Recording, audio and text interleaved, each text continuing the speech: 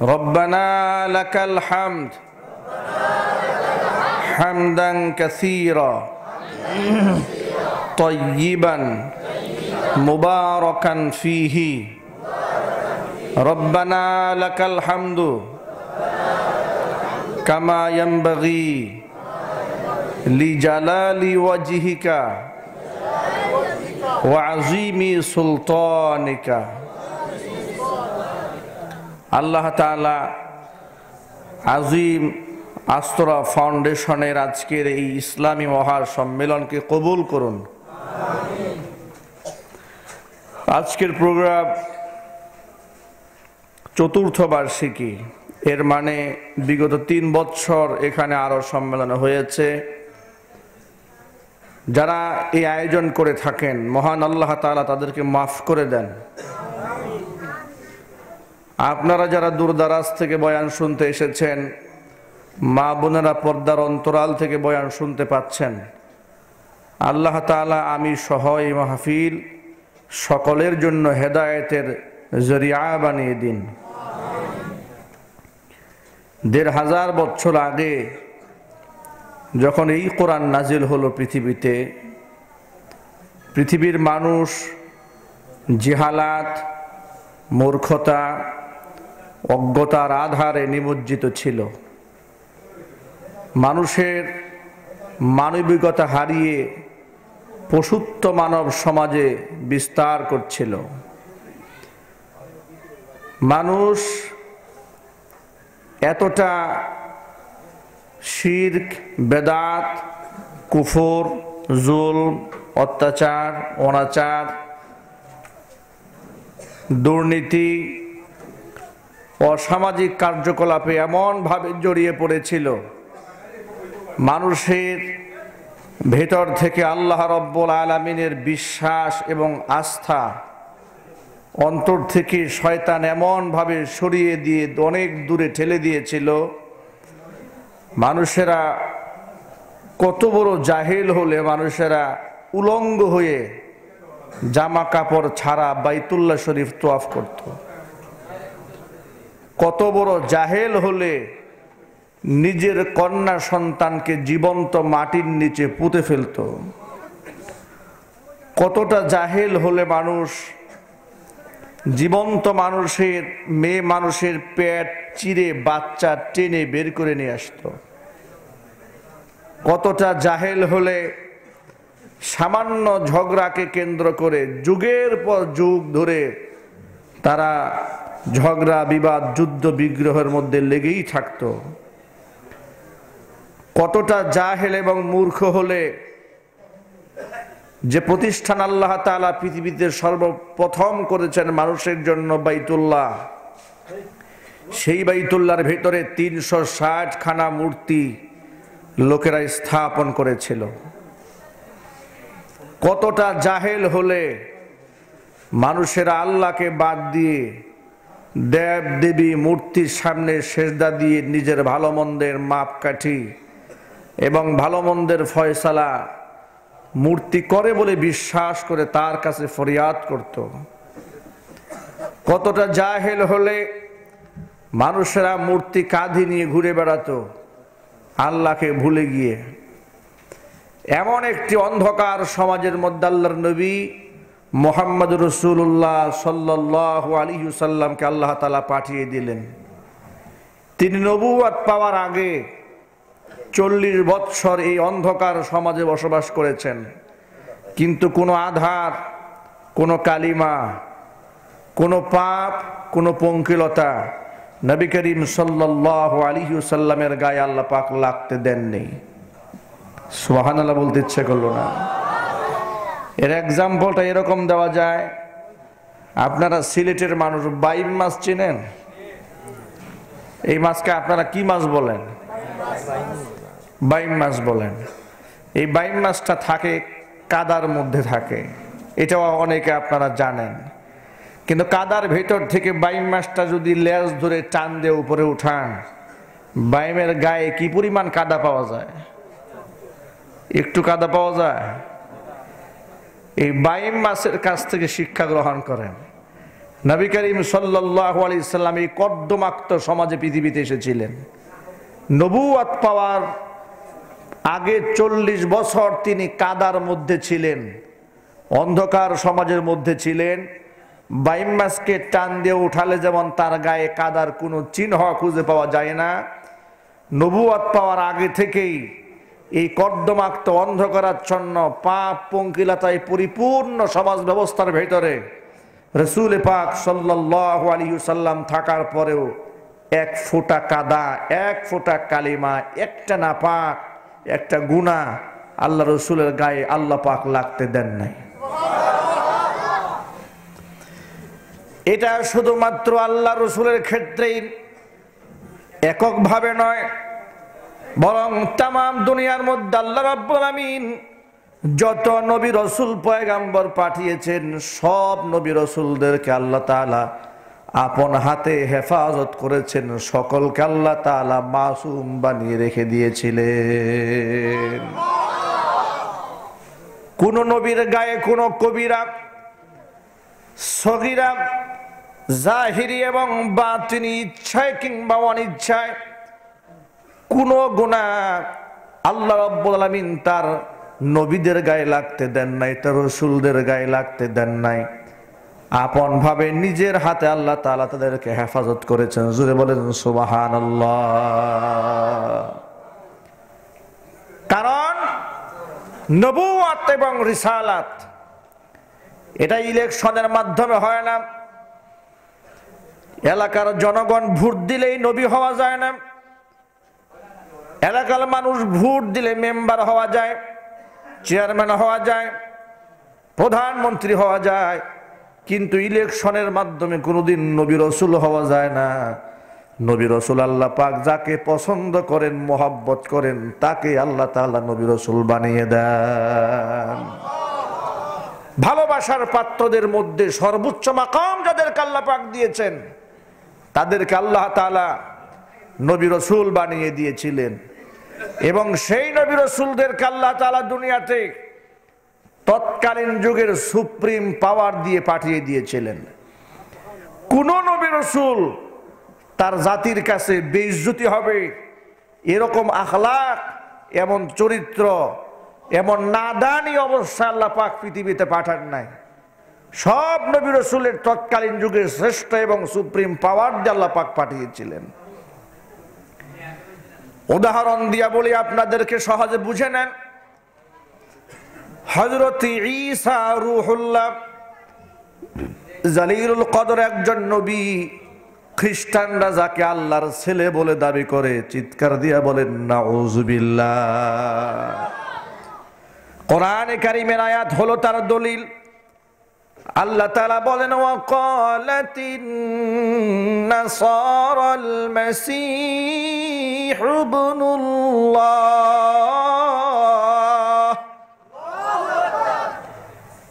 নাসারারা বলে ওয়াকালাতিন নাসারাল মাসীহু ইবনুল্লাহ, নিঃসন্দেহে মাসীহ ঈসা তিনি হচ্ছেন আল্লাহ পাকের ছেলে, তিনি হচ্ছেন আল্লাহ পাকের পুত্র। এটা হলো খ্রিস্টানদের একটা আয়াত। কুফরি, তারা যে কুফরির মধ্যে বিশ্বাসী, কুফরির মধ্যে নিমজ্জিত, তার এক নাম্বার দলিল খ্রিস্টানরা কাফের।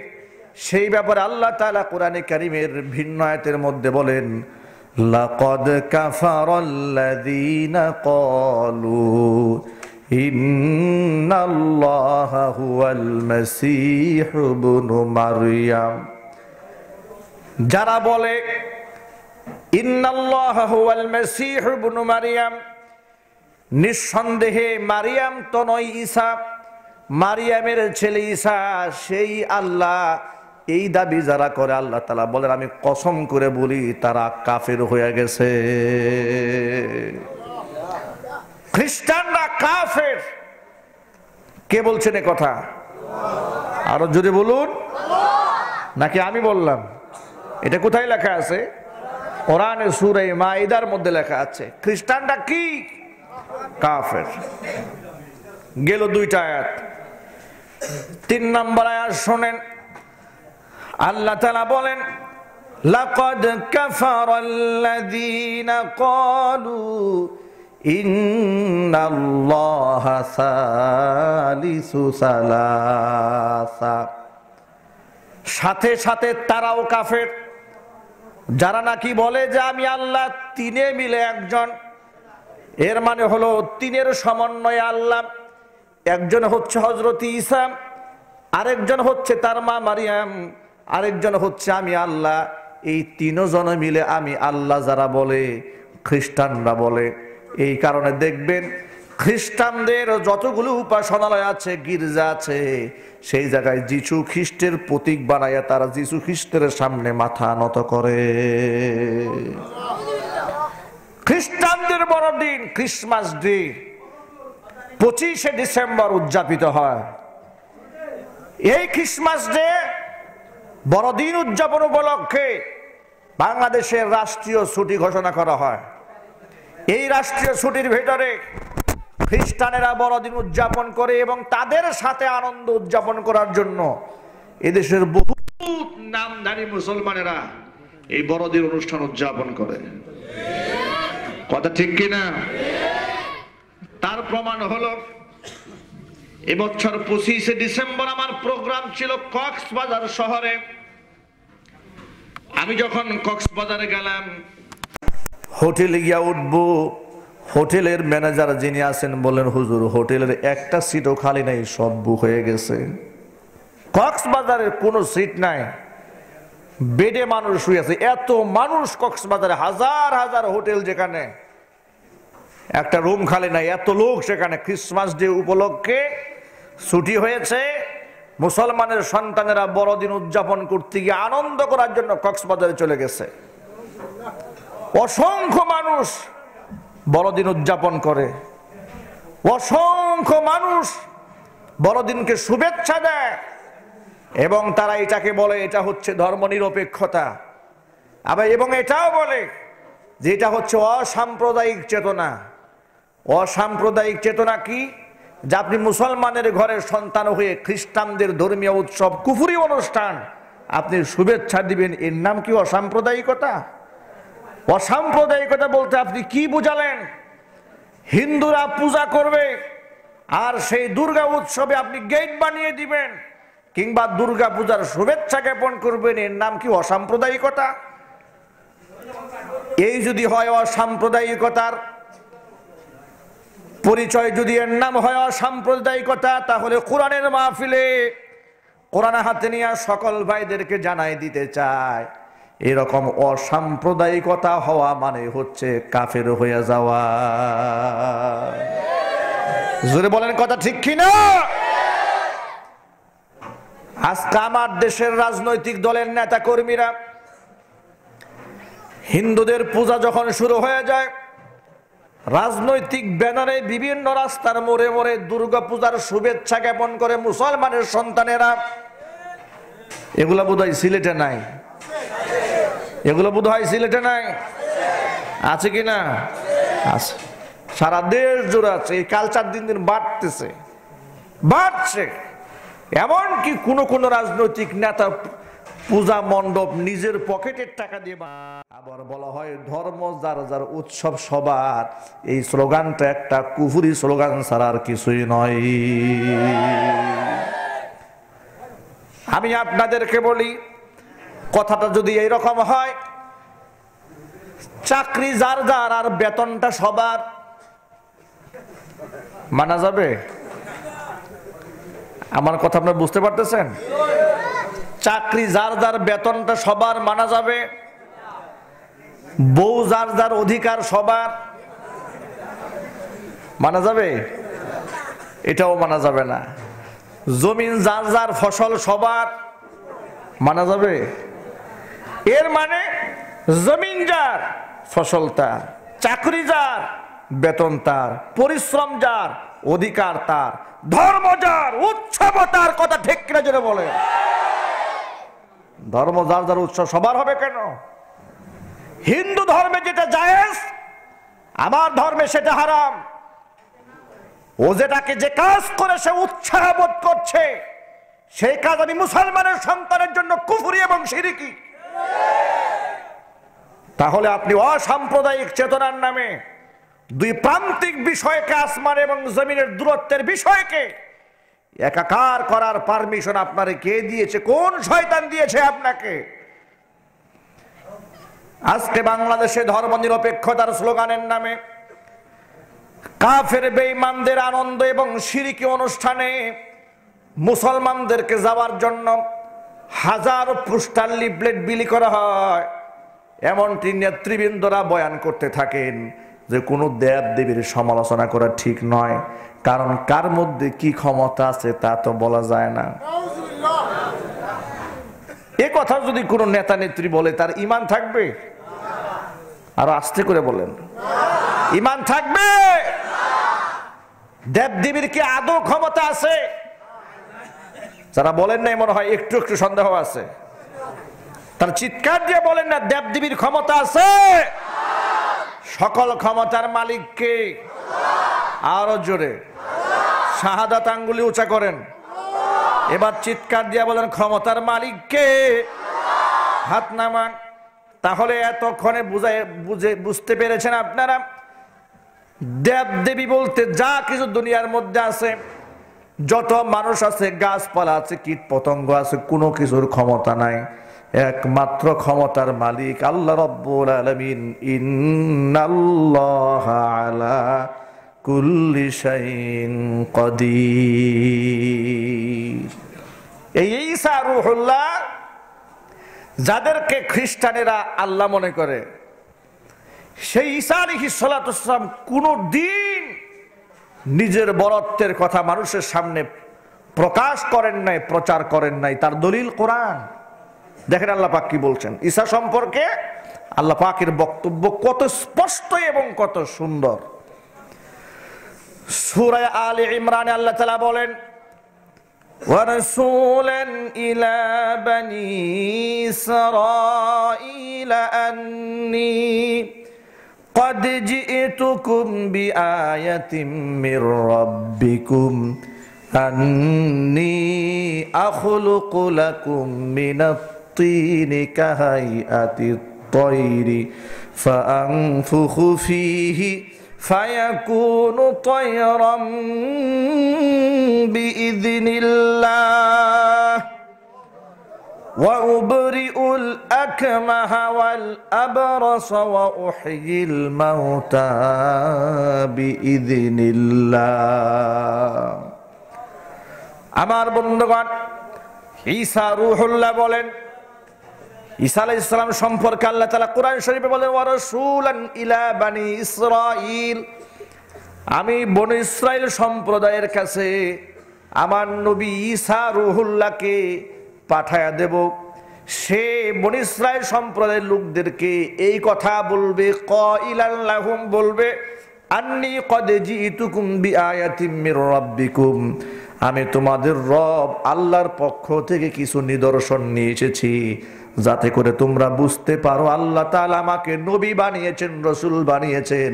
আমি যে নবী, আমি যে রসুল, এই জন্য কিছু পাওয়া, কিছু নিদর্শন আমি তোমাদের দেখাইয়া দিতে চাই। ঈসা রূহুল্লাহর জামানায় চিকিৎসা বিজ্ঞানের চরম উৎকর্ষতা ছিল। গ্রিক বিজ্ঞানীরা, দার্শনিকেরা চিকিৎসা বিজ্ঞানকে অনেক উপরে উঠিয়ে নিয়েছিল। সেই জামানায় হযরত ঈসা আলাইহিস সালাতু ওয়াস সালামকে আল্লাহ তাআলা পাঠিয়ে দিলেন। এখন যদি হযরত ঈসার ক্ষমতা সাধারণ ডাক্তারের চাইতে কম থাকে, তাহলে ওই সমস্ত ডাক্তারেরা ঈসার সামনে মাথা নত করবে না, মানে তার কথা শুনবে না। ঠিক কিনা? ঠিক কিনা? কোন নবী রাসূলের চাইতে যদি এলাকার নেতা কর্মীদের পাওয়ার বেশি থাকে, যদি তার আধিপত্য চলে, নবী রাসূলের চাইতে যদি এলাকার মানুষ বেশি বুঝেন, তাহলে কি নবী রাসূলের কাছ থেকে কিছু নেওয়ার জন্য আসবে? জোরে বলেন, কখনো আসবে? মোটেও আসবে না। বলবে, আমি কি তার সাথে কম জানি নাকি তার কাছে যাব? এই জন্য ঈসা আলাইহিস সালাতু ওয়াস সালামকে আল্লাহ তাআলা চিকিৎসা বিজ্ঞানের সময়ে পাঠালেন, আর তাকে এমন গুণ দান করলেন যে গোটা পৃথিবীর মানুষ তখন বিজ্ঞানের চরম উৎকর্ষতার শীর্ষে পৌঁছে গিয়ে চিকিৎসা বিজ্ঞানে, গ্রিক দর্শনে তারা যতটুকু না এগোতে পেরেছে, ঈসা আলাইহিস সালাতু সালামকে আল্লাহ তাআলা তার হাতের মধ্যে এমন পাওয়ার দিয়ে দিলেন, কুদরত দিয়ে দিলেন, ডাক্তারেরা চিকিৎসা করেও যা ভালো বানাতে না পারে, ঈসা রূহুল্লাহ টাচ করলেই তার চাইতে বেশি শক্তিশালী চিকিৎসা তার হাত দ্বারা আল্লাহ পাক বের করে দেন। কিছু অলৌকিক ঘটনা তার দ্বারা আল্লাহ ঘটালেন, লক্ষ্য করেন। ঈসা রূহুল্লাহ বলে, আন্নিয়া খুলুকু লাকুম মিনাত তিনি কাহাইআতিত তয়রি। ওই এলাকার লোকেরা, বনু ইসরাইল লোকেরা, দেখো মাটি দ্বারা আমি পাখি বানাই। পাখি কি বানায়? কাহাইআতিত তয়রি, পাখির আকৃতি, পাখি নয়, হাইআতিত তয়রি, পাখির আকৃতি আমি হাত দিয়ে বানাই। ফাআনফুখু ফীহি, আমি এর মধ্যে ফু দেই, ফুৎকার দেই। ফায়াকুনু তায়রাম বিইذনিল্লাহ, সেই পাখির আকৃতির মাটির পাখিটি জীবন্ত পাখি হয়ে উড়ে যায়। আরো আস্তে করে সুবহানাল্লাহ পড়েন। আচ্ছা, মাটির পাখিকে জীবন্ত পাখি বানাবার ক্ষমতায় পৃথিবীতে কোনো মানুষের আছে নাকি? আরো জোরে বলুন। ঈসা রূহুল্লাহ কি বলেন শোনেন। হযরত ঈসা আলাইহিস সালাতু সালাম বলেন, ফায়াকুনু তায়রাম বিইذনিল্লাহ। এলাকার লোকেরা তাই বলে মাটির আকৃতির পাখিটাকে জীবন্ত পাখি যে বানাই দিলাম, এ দ্বারা আমার ক্ষমতা আছে বলে মনে করো না। ফায়াকুনু তায়রাম বিইذনিল্লাহ, এটা আল্লাহর হুকুমে এটা উড়ে যাবে। সুবহানাল্লাহ পড়েন। মানে তিনি পাওয়ারও দেখাচ্ছেন, আবার নিজের দিকে মানুষকে মুভ না করে সরাসরি মুভ করে দিচ্ছেন। কার দিকে? আল্লাহ পাকের দিকে। এটাই হচ্ছে নবীদের সাথে আর বর্তমানের ভণ্ড পীরদের সাথে পার্থক্য। নবীরা মানুষদেরকে মুভ করে দিতেন, আল্লাহর দিকে ঘুরাই দিতেন, আর ভণ্ড পীরেরা মুভ করে আল্লাহর দিকে নয়, পীরের পায়ের দিকে আর কবরের দিকে। জোরে বলেন কথা ঠিক কি না? পীর সাহেবের তো কেরামতি ওর বাবারও ক্ষমতা নাই দেখাবার জন্য, কিন্তু আউলিয়া কারামাতুল আউলিয়া হাক্কুন, এটা হলো সুন্নাহ ওয়াল জামাতের আকীদা। কেরামত হক, তবে পীর সাহেবের নিজের মন গড়া কেরামত দেখাতে পারে না। আল্লাহ পাক যদি তার কোনো বান্দার থেকে অলৌকিক কোনো ঘটনা ঘটান, সেটা আল্লাহ পাকের ইখতিয়ার, সেটা পীর সাহেবের ইখতিয়ার নয়। পীর সাহেব মনে চাইলেই যায় নামাজে উঠে নদী পাড়ি দিতে পারবে না, আর যদি আল্লাহ পাক না চান। ঠিক কিনা? এটাকে কারামত বলা হয়। এটা জাদুবিদ্যা নয় যে মন চাইলেই বানানো যায়। জাদু মন চাইলে করা যায়, কিন্তু কেরামতি মন চাইলে করা যায় না। কারামাতুল আউলিয়া হক, ওলিদের কেরামতি সত্য, কোনো সন্দেহ নাই। শাহজালাল ইয়ামানী রহমাতুল্লাহি আলাইহি যখন আযান দিয়েছিলেন, গৌর গোবিন্দের দালান কুঠাগুলা টুকরা টুকরা হয়ে গিয়েছিল। সুবহানাল্লাহ বলতে ইচ্ছে করলো না? বুমবিং করে বুলডোজার দিয়ে ডেজার্ট দিয়ে সেগুলো ভাঙার প্রয়োজন হয়নি। আজানের শক্তি, আজানের ধ্বনিতে কারামত জাহির হয়ে গেল। গৌর গোবিন্দের প্রাসাদ থর থর করে কাঁপতে থাকলো। সুবহানাল্লাহ বলবেন না? এটা হচ্ছে কারামাত, কারামাতুল আউলিয়া হাক্কুন, এটা সত্য। কিন্তু এই ক্ষমতার মালিক কে? তিনি প্রমাণ করে বলছেন, ফাআনফুখু ফীহি, আমি যে পাখির মধ্যে, ওই মাটির পাখির মধ্যে ফু দিব। ও দুনিয়ার মানুষেরা, বনী ইসরাইল লোকেরা, ক্ষমতার উৎস আমাকে মনে করো না যে আমি আরে পাখি বানাই দিলাম, বরং ফায়াকুনু তায়রাম বিইذনিল্লাহ, ওই পাখিটা উড়ে যাবে আল্লাহ পাকের হুকুমে। আমি আরো কিছু ক্ষমতা তোমাদেরকে দেখাবো। ওয়া উবরিউল আকমাহা, মায়ের পেট থেকে অন্ধ হয়ে যে দুনিয়াতে এসেছে জন্মান্ধ, মায়ের পেট থেকে, গর্ভ থেকে যে বাচ্চা অন্ধ হয়ে এসেছে, তাম পৃথিবীর কোনো ডাক্তারের ক্ষমতা নাই তার কর্নিয়ার ফিরিয়ে দেয়, তার চোখের দৃষ্টি ফিরিয়ে দেয়। ঈসা রুহুল্লাহ বলে এমন ব্যক্তিকে আমি আল্লাহ, আমি ঈসা চক্ষুষ্মান বানায় দিতে পারি। ওয়াল আবরসা, কুষ্ঠ রোগে আক্রান্ত, শ্বেত রোগে আক্রান্ত, গায়ের চামড়া পড়ে যায়, গোশত পড়ে যায়, দুর্গন্ধে চতুর্দিকে ছড়ায় যায়, এমন ব্যক্তি তাকেও আমি সুস্থ বানায় দিতে পারি। এত কিছু যে করি, ওয়াহয়িল মাউতা, এর চাইতেও আরো বিশাল পাওয়ারফুল একটা কাজ করি, সেটা হলো মৃত মানুষকে আমি জিন্দা বানায় দিতে পারি।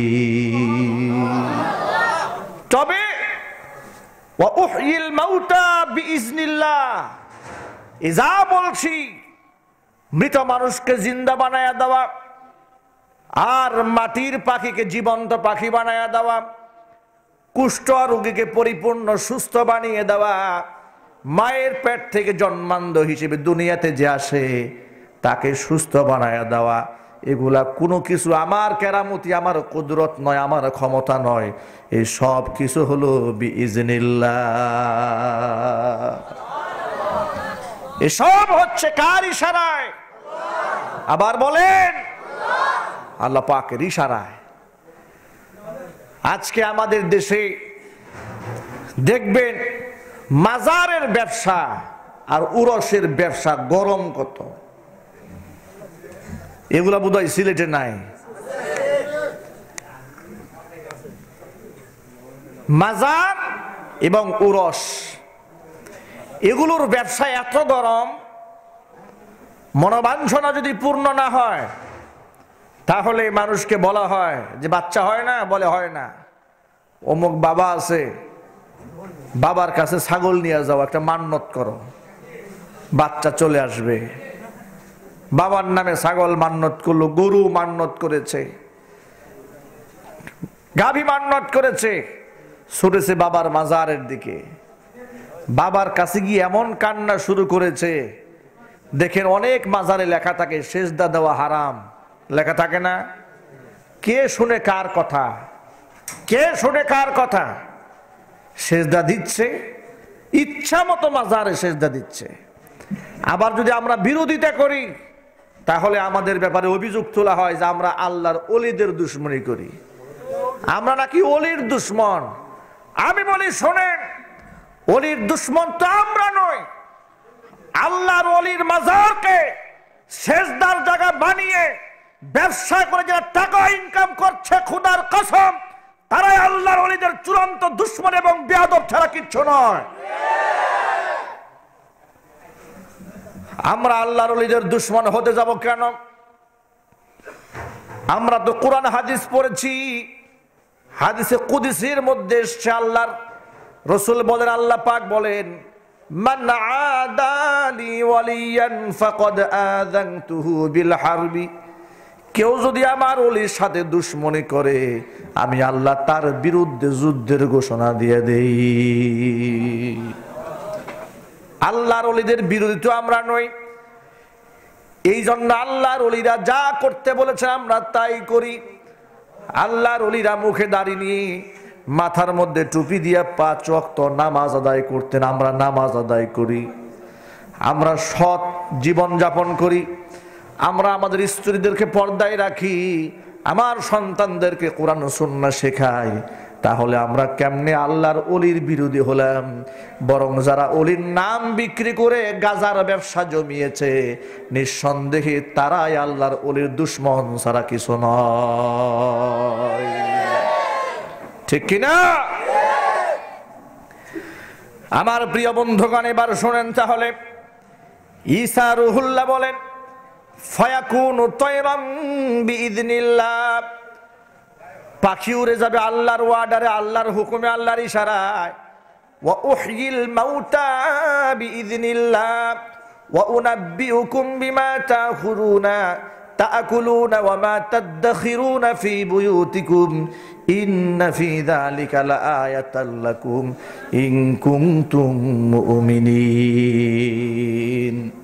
ওয়া উনাব্বিউকুম বিমা তাকুলুন, তোমরা যা খেয়ে এসেছো আমি ঈসা এখানে বসে বলে দিব তুমি কি খেয়ে এসেছো। সুবহানাল্লাহ কোন। এবং আমি এও বলে দেব ওয়া মা তাদখিরুনা ফি বুয়ুতিকুম, ঘরের মধ্যে যে খাবার রেখে এসছো আমি এখান থেকে বলে দেব তোমার ঘরে কি খাবার আছে। ইন্না ফি যালিকা লাআয়াতাল লাকুম, এর মধ্যে নিদর্শন রয়েছে যে আমি যে নবী। আর এই যেগুলো আমি বলি এগুলো আমার কেরামতি নেই, সব বিইজনিল্লাহ, আল্লাহর হুকুমে। সুবহানাল্লাহ পড়েন। আমার বন্ধুগণ, এই আয়াতগুলি দিয়ে প্রমাণ করতে চেষ্টা করলাম যে যুগে যেই বিজ্ঞানের যে ক্ষমতার পাওয়ার থাকে সেই ক্ষমতা আল্লাহ তাআলা সেই যুগের রসুলকে, নবীকে বহু গুণে বাড়িয়ে আল্লাহ তাআলা দুনিয়াতে পাঠিয়ে দেন, যাতে করে নবীর সম্মান সবার উপরে থাকে। গেল একজন মুসা কালিমুল্লাহ, আল্লাহ পাকের জলিলুল কদর নবী, নাম শুনেন নাই আপনারা? মুসা কালিমুল্লাহ। তাকে কালিমুল্লাহ কেন বলা হয়? হ্যাঁ, প্রশ্ন কি বেশি কঠিন হয়ে গেল? একজনের জবাব দিতে পেরেছেন। মুসা কালিমুল্লাহ এই জমিনে মাটিতে দাঁড়িয়ে দাঁড়িয়ে সরাসরি তিনি কথা বলতেন আল্লাহ সুবহানাহু ওয়া তাআলার সাথে, মাঝখানে কোনো মিডিয়া থাকতো না। ভাগ্য ভালো না খারাপ? কম না বেশি? সুবহানাল্লাহ পড়েন। কোরআনে কারীমের আয়াত তার প্রমাণ করে। ওয়ালাম্মা জাআ মূসা লিমিকাতিনা ওয়া কাল্লামাহু রাব্বুহু ক্বালা রাব্বি আরিনি আনজুর ইলাইক ক্বালা লান তারানি ولكن انظر إلى الجبل فإن استقر مكانه فسوف تراني। আল্লাহ তাআলা বলেন, আমার মুসা যখন আমার দেওয়ার টাইম অনুযায়ী চলে আসলো তুর পাহাড়ে, ওয়া কাল্লামাহু রাব্বুহু, তার রব আমি আল্লাহ তার সাথে কথা বললাম। ৭০,০০০ নূরের পর্দাকে ভেদ করে যখন মুসার সাথে কথা বললাম তখন মুসার আগ্রহ বেড়ে গেল, বিশাল আগ্রহ হয়ে গেল। আগ্রহ বেড়ে গিয়া মুসা আমাকে প্রস্তাব দিয়া বলল, রব্বি আরিনি, আয় আল্লাহ পর্দার আড়াল থেকে তো কথা বলে আর দিল মানাচ্ছে না, আল্লাহ তোমার সাথে কথা বলছি, দেখতে বড় মনে চাই, পর্দা সরাইয়া দাও। সুবহানাল্লাহ পড়েন। ভাইরা, কেউ যদি কাউকে মোহাব্বত করে ভালোবাসে, ভালো করে শোনেন, যদি কেউ কাউকে মোহাব্বত করেন ভালোবাসেন, উনি যদি পর্দার আড়াল থেকে আপনার সাথে কথা বলেন, কথার আওয়াজ যদি মিষ্টি হয়, মাধুর্যতা থাকে, তার মধ্যে যদি আকর্ষণ থাকে, তাহলে কার না মনে চায় যে একটু দেখতাম যদি লোকটা কেমন, ঠিক না? আকর্ষণ হয় কি না? আকর্ষণ হয়। মুসা আলাইহিস সালাতু ওয়াস সালাম কথা বলছেন কার সাথে? বলেন না আপনারা? আচ্ছা, প্রিয়জনের সাথে কথা বলতে কথা কি শেষ হয় নাকি? প্রিয়জন কাকে বলে? রাত 12টা থেকে ফজর পর্যন্ত ফোনে কথা বলে, আজান হয়ে গেছে, এরপরেও মনে হয় কথা যে কত বাকি রয়ে গেল, ঠিক না? এটা যুবকেরা খুব ভালো বলতে পারবে, এটা বুড়ারা একটু কম বুঝবে এই মাসালা। এটা যুবকদের অভিজ্ঞতা বেশি। তারা জানেন সারা রাত কথা বলার পরেও যেন অনেক কথা এখনো রয়ে গেছে, বাকি রয়ে গেল, আরো যদি কিছু বলা যেত, রাতটা কেন আরেকটু প্রলম্বিত হলো না? রাতটা যদি আরেকটু লম্বা হতো তাহলে আরো কিছু কথা বলা যেত, এরকম থেকে যায়। আল্লাহ তাআলা হযরতে মুসাকে ডাক দিয়ে বলেন, ওয়ামা তিলকা বিয়ামিনিকা ইয়া মুসা, ও মুসা তোমার ডান হাতে এটা কি? এই যে প্রশ্ন করলেন, আল্লাহ কি দেখেন না হাতে কি? কথা বলে না, আল্লাহ দেখেন না হাতে কি? এরপর জিজ্ঞেস করছেন কেন? এর মানে পরবর্তীতে যা ঘটবে এটাকে আরো বেশি আকর্ষণীয় করে মুসার সামনে পেশ করার জন্য আল্লাহ জিজ্ঞেস করছেন, মুসা ডান হাতে কি? দেখেন উনি কি জবাব দেন, আল্লাহ কি জিজ্ঞেস করলেন, উনি জবাব দেন কি? তিনি জিজ্ঞেস করলেন, মুসা ডান হাতে এটা কি? মুসা কালিমুল্লাহ বলে, হিয়া আসায়া, এটা আমার লাঠি।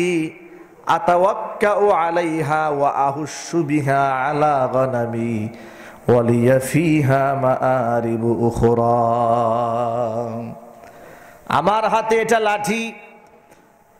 হিয়া আসায়া আতাওয়াক্কাউ আলাইহা, আমি এর উপর ভর করে করে চলি। ওয়া আহুশু বিহা আলা গনামি, এই লাঠি দিয়া গাছ থেকে পাতা পেরে আমার ছাগল, ভেড়া, বকরি, দুম্বা এগুলোরে আমি খাওয়াই। ও আহুশু বিহা আলা গানামি ওয়া লিয়া ফিহা মাআরিবু উখরা। আল্লাহ, এই লাঠি দিয়ে আবার আরো অনেক কাজ আছে। এখানেও কথা শেষ করলেন না, কথা আটকায় রাখলেন। কিন্তু লক্ষ্য করলেন আল্লাহ কি জিজ্ঞেস করলেন মুসাকে? হাতে কি? উনি কি বললেন? লাঠি, এটা ভর করে চলি, এটা দিয়ে পাতা পাড়ি, ছাগল রে খাওয়াই, আরো অনেক কাজ আছে। এত কথা বলা আল্লাহ পাক জিজ্ঞেস করেছিলেন? মনে করেন কেউ জিজ্ঞেস করলো, ভাই আপনার নাম কি?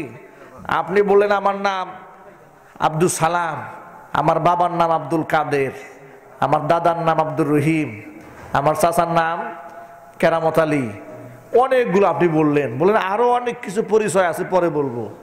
আচ্ছা, এত কিছু জিজ্ঞেস করেছিলেন নাকি? জিজ্ঞেস করলেন কয়টা? জবাব দিলেন কতগুলা? এতগুলা জবাব দিয়ে দিলেন। এর মানেটা কি? এর মানে হচ্ছে তিনি আল্লাহর সাথে কথা বলতেছিলেন।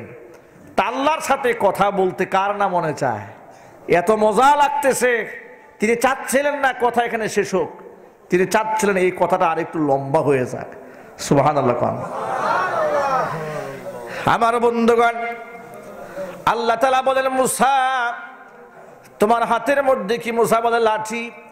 এই লাঠি দিয়ে আমি চলি, ভর দিয়ে দিয়ে পাতা পরে খাওয়াই ছাগলকে, আরো অনেক কাজ আছে। আল্লাহ পাক বলেন, আলকিহা, এটাকে ফেলো মুসা, এটাকে ফেলো। এটা মুসা আলাইহিস সালাম ফেলে দিলেন। ফাআলকাহা ফাইদা হিয়া হাইয়াতুন তাসআ। যখন মাটিতে ফেলে দিয়েছেন লাঠিটা, এই লাঠি তো এখন লাঠি নাই, জীবন্ত সাপ হয়ে এরকম নাড়াচাড়া শুরু করেছে। এখন যত বড় নবী হোক আর রাসূল হোক আর দরবেশ হোক না কেন, চোখের সামনে যদি সাপ এরকম দৌড়দৌড়ি করে, ভয় লাগবে না? ভয় লাগবে না? মুসা আলাইহিস সালাম মানবিক তবিয়তে তিনি ভয় পেয়ে গেলেন। আল্লাহ পাক বললেন, মুসা খুযহা ওয়ালা তাখাফ, এর ধরো, তুমি ভয় পেও না, ভয় পেও না। তুমি এই সাপটাকে, জীবন্ত সাপটাকে ধরো। সানুঈদুহা সিরাতাহাল উলা, আমি এটাকে আগের সূরতে ফিরিয়ে দেব। মুসা কালিমুল্লাহ ধরলেন সাপের মাথা, ধরে দেখেন লাঠির মাথা। সুবহানাল্লাহ বলবেন না? এই সুপ্রিম পাওয়ার তাকে আল্লাহ তাআলা কেন দিলেন? কারণ তৎকালীন যুগে জাদুর প্রভাব ছিল এলাকার মধ্যে মারাত্মক। জাদুঘরদের কাছে গোটা বিশ্ব তখন জিম্মি ছিল। বর্তমানে বিজ্ঞানের যেমন চরম উৎকর্ষতা, বিজ্ঞানীদের দাম বেশি পৃথিবীতে, ঠিক না? তৎকালীন যুগে দাম ছিল জাদুকরদের। আল্লাহ তাআলা তার নবীকে বিজয়ী দান করবেন, তার নবীর পাওয়ার এবং ক্ষমতা বিশ্ববাসীর সামনে তুলে ধরবেন। আল্লাহ সুবহানাহু ওয়া তাআলা তার বন্দোবস্ত করে দিলেন। মুসা কালিমুল্লাহকে হারায় দেওয়ার জন্য ফেরাউনের রাজবর্গের যেই সমস্ত সভাসদবৃন্দ ছিল তার পরিষদে, তারা পরামর্শ দিল যে মুসা তো একটা জাদুঘর, মুসার জাদুকে ধ্বংস করে দেওয়ার জন্য গোটা পৃথিবীর বিখ্যাত জাদুঘরদেরকে আমরা দাওয়াত দিব। সবার সামনে মুসার জাদু ব্যর্থ জাদু হিসেবে পরিণত হবে। জোরে বলেন নাউযুবিল্লাহি মিন যালিক। ভাইরা আপনারা বলুন এবার, হযরতে মুসা কালিমুল্লাহ তিনি কি জাদুকর ছিলেন? আরো আসতে বলেন, তিনি কি জাদুকর ছিলেন? তিনি কি ছিলেন? হ্যাঁ, নবী ছিলেন, রসুল ছিলেন, পয়গাম্বর ছিলেন, রসুল ছিলেন, নবীও ছিলেন, রসুলও ছিলেন। নবী আর রসুলের মধ্যে পার্থক্যটা কি? পার্থক্য হচ্ছে নবী হওয়ার জন্য নতুন গোত্রে যাওয়া জরুরি নয়। আগেও একই এলাকার মধ্যে একাধিক নবী হতে পারে, কিন্তু একাধিক রসুল হয় না। রসুলের মর্যাদা নবীর চাইতে উপরে। যাকে স্পেশাল কিতাব দেওয়া হয়, নতুন কিতাব, তাকে রসুল বলা হয়। রিসালাতের দায়িত্ব যাকে দেওয়া হয়, এবং তিনি স্পেশাল নবী, এবং তাকে স্পেশাল কিতাবও দেওয়া হয়, ভিন্ন কিতাব দেওয়া হয়, তিনি কি রসুল। তিনি কি জুড়ে বলেন? তিনি রসুল। এর মানে নবীর মর্যাদার চাইতে রসুলের মর্যাদা একটু উপরে, বেশি।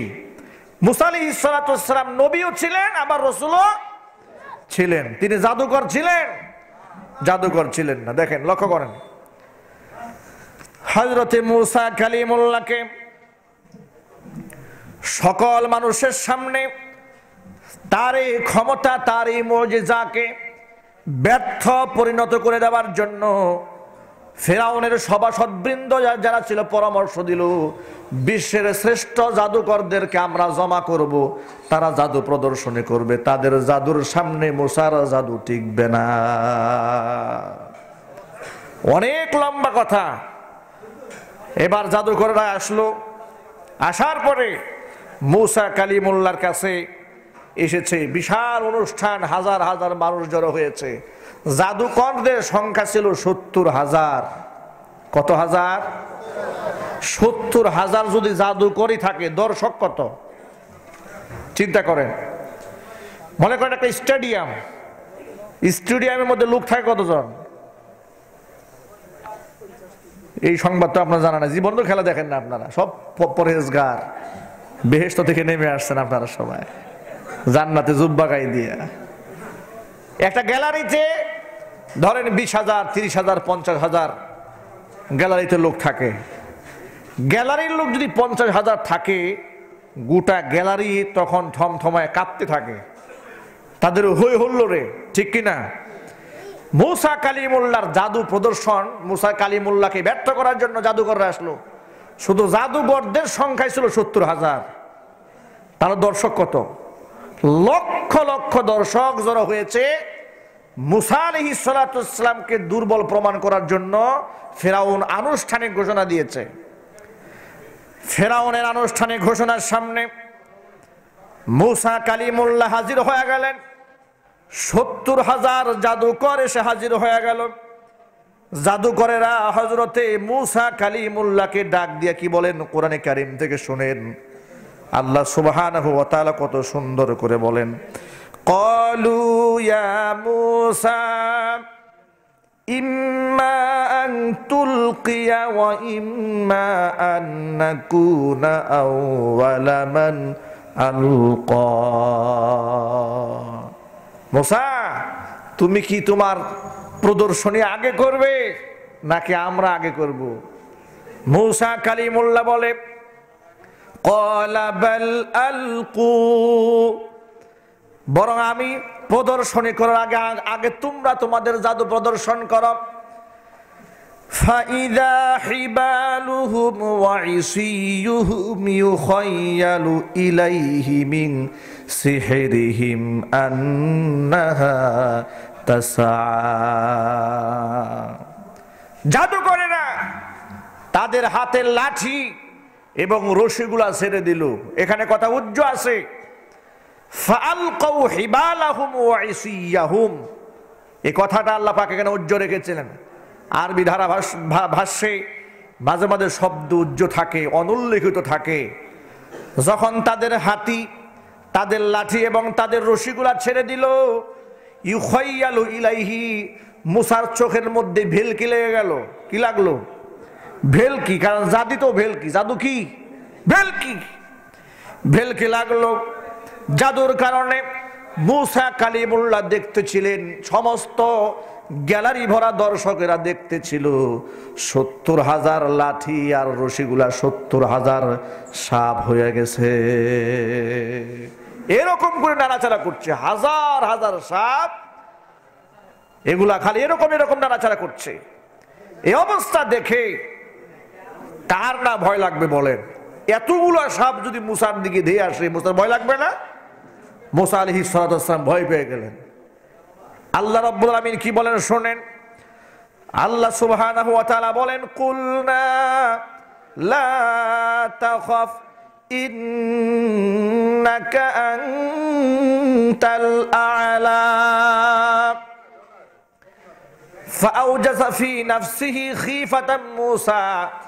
মূসা মনে মনে একটু ভয় পেয়ে গেল।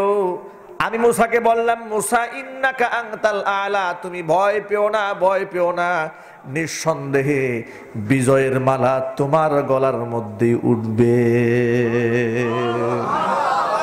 তুমি ভয় পেও না। ওরা তো ৭০,০০০ লাঠি ফেলেছে, ৭০,০০০ রশি ছেড়ে দিয়েছে, তোমার চোখের সামনে মনে হচ্ছে সবগুলো সাপ, এত ক্ষমতাধর পাওয়ারফুল জাদুকর, তুমি ভয় পেও যেও না, আমি তোমাকে বিজয় করে দেওয়ার জন্য রাস্তা তোমারে বলে দেই। আল্লাহ সুবহানাহু ওয়া তাআলা বলেন ওয়া আলকি মা ফি ইয়ামিনিকা তালকাফ মা সনাউ।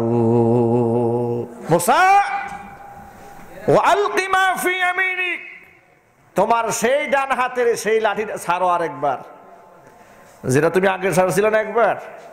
আলকি মা ফি ইয়ামিনিকা, তোমার ডান হাতের লাঠি ছাড়ো। তালকাফ মা সনাউ, ওরা জাদুবিদ্যা দিয়ে যা বানিয়েছে, যতগুলো সাপ বানিয়েছে, তোমার সাপে এক লুকমা দিয়ে এগুলো সব খেয়ে ফেলবে। আর আস্তে করে সুবহানাল্লাহ পড়েন আপনারা। তালকাফ মা সনাউ, কারণ ইন্নামা সনাউ কাইদু সাহির, ওরা যা করেছে এসব হচ্ছে জাদুর অপকৌশল ছাড়া কিছু নয়। ওয়ালা ইউফলিহুস সাহিরু হাইসু আতা, জাদুকর কখনোই যেখানে সেখানে সফল কাম হতে পারে না। হযরত মূসা কালিমুল্লাহ যখন তার লাঠিটা ফেলে দিলেন, জাদুর যত সাপ ছিল সব সাপ এক লুকমার মধ্যে গিলে ফেললো। গিলে ফেলার পরে লক্ষ্য করেন আল্লাহ তাআলা বলেন ফাউলকিয়াস সাহারাতু সুজ্জাদান ক্বালু আমান্না বিরাব্বি হারুন ওয়া মূসা। ৭০,০০০ জাদুকর যখন দেখলো মূসার লাঠি এমন সাপ হয়েছে, তাদের জাদুর লাঠিগুলার সব রশিগুলা খেয়ে ফেলেছে। ৭০,০০০ জাদুকর আল্লাহর সিজদায় পড়ে গেল। শুধু সিজদায় পড়ল না, তারা বলতে থাকলো আমান্না বিরব্বি হারুন ওয়া মূসা, আমরা হারুন এবং মূসার রবের প্রতি আমরা ঈমান এনে ফেললাম। তারা যখন ঈমান এনে ফেলেছে, ফেরাউনের রাগ আর গুসা কত বেশি। ফেরাউন তখন বলে ক্বালা আমানতুম লাহু ক্বাবলা আন আযানা লাকুম ইন্নাহু লাকাবীরুকুমুল্লাযী আল্লামাকুমুস সিহর ফালাউকাত্তিআন্না আইদিয়াকুম وأرجلكم من خلاف ولأصلبنكم في جذوع النخل ولتعلمن أينا أشد عذابا وأبقى। ফেরাউন বলতে থাকলো আমার ডাকে, আমার দাওয়াতে আগমন করে আমার কাছ থেকে পুরস্কার নিবে বলে প্রদর্শনী দেখাবার পরে আমার অনুমতি ছাড়াই তোমরা মূসা রবের প্রতি ঈমান এনেছো, পরিণতি কি হবে জানো? আমার তো মনে হচ্ছে মূসা রবের প্রতি ঈমান আল্লাহর সিজদায় পড়ে গেলা, এর দ্বারা আমার তো দৃঢ় সংকল্প হয়ে গেছে, আমি বুঝে ফেলেছি নিঃসন্দেহে মূসা হচ্ছে তোমাদের উস্তাদ আর তোমরা মূসার শাগরেদ। এটা পুরোটা একটা চক্রান্ত ছিল। ফেরাউন বলছে যে চক্রান্ত ছিল। এটা কেন বলে লক্ষ্য করেন, কারণ গ্যালারি ভরা লক্ষ লক্ষ দর্শক যখন দেখলো যে ফেরাউন তো এতদিন পর্যন্ত মূসাকে জাদু বলে উড়াই দিয়েছে, এখন তো সেই শক্তি আর টিকলো না, তো ফেরাউনের শক্তি দুর্বল হয়ে গেল, সবার সামনে ফেরাউন ছোট হয়ে যাচ্ছে।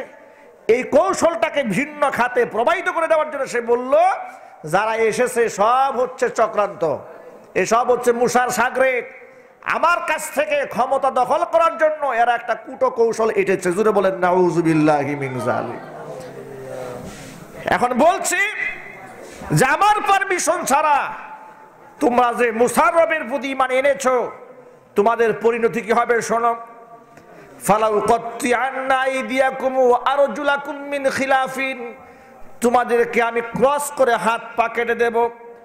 ওয়ালাউ সাল্লিবান্নাকুম ফি জুযুইন নাখলি, খেজুর গাছের ডালার মধ্যে তোমাদেরকে শুলে উঠায় দেব। ওয়ালা তা'লামুন্না আইয়ুনা আশাদ্দু আযাবান ওয়া আবকা, জানতে পারবে বুঝতে পারবে শাস্তি প্রদানে কে কত বেশি মারাত্মক ভূমিকা রাখতে পারে। আমি কত কঠিন, আমি কত বদমেজাজ, আমি কত মারাত্মক ভূমিকা নিতে পারি সেটা প্রমাণ হয়ে যাবে। তখন তারা কি বলে লক্ষ্য করে শোনেন। ক্বালু লান নু'থিরাকা আলা মা জাআনা মিনাল বায়িনাতি ওয়াল্লাযী ফাতারানা ফাকদি মা আনতা কাদ ইন্নামা তাকদি হাযিহিল হায়াতাদ দুনিয়া ইন্না আমান্না বিরাব্বিনা লিয়াগফির লানা খাতায়ানা ওয়া মা আকরাহতানা আলাইহি মিনাস সিহর ওয়াল্লাহু খায়রুন ওয়া আবকা। জাদুঘররা বলল ক্বালু লান নুথিরাকা আলা মা জাআনা মিনাল বায়্যিনাত, আল্লাহ রাব্বুল আলামিন যেই নিদর্শন, যে দলিল, যে বুরহান, যে প্রমাণ আল্লাহ তাআলা আমাদের সামনে পেশ করেছেন, ওই জিনিসের উপরে ফেরাউন তোমারে প্রাধান্য দিতে পারি না। তুমি হয়তো দুনিয়াতে সাজা দিবে, দুনিয়াতে শাস্তি দিবে, এটা তো ক্ষণিকের। আল্লাহ রাব্বুল আলামিনের সাজা হলো মারাত্মক, সেটা হলো চিরস্থায়ী। অতএব তোমার সাজাকে মেনে নিতে পারি, কিন্তু আল্লাহর প্রতি ঈমান এনেছি, ঈমান ছাড়তে পারবো না। জোরে বলেন সুবহানাল্লাহ। মুফাসসিরিন কেরামরা লিখেছেন, কি দেখলেন তারা? এই ৭০,০০০ জাদুকর কি দেখে তারা সাথে সাথে সেজদায় পড়ে চলে গেলেন? কারণ তারা বুঝতে পেরেছেন আমরা যেটা দেখিয়েছি সেটা তো ভেলকি, জাদুয়ে কোনোদিন জাদু খাইতে পারে না। নিঃসন্দেহে জাদুকে যে খেয়ে ফেলেছে সেটা জাদু নয়, সেটা হচ্ছে নবীর মুজিজা।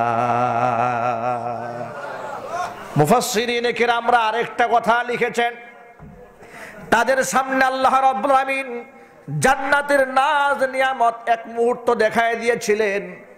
এই জন্য তারা জান্নাত পাওয়ার আশায় জীবনটা সঁপে দিতে চেয়েছেন, কিন্তু জান্নাতের লোভ তারা ছাড়তে পারেন নাই।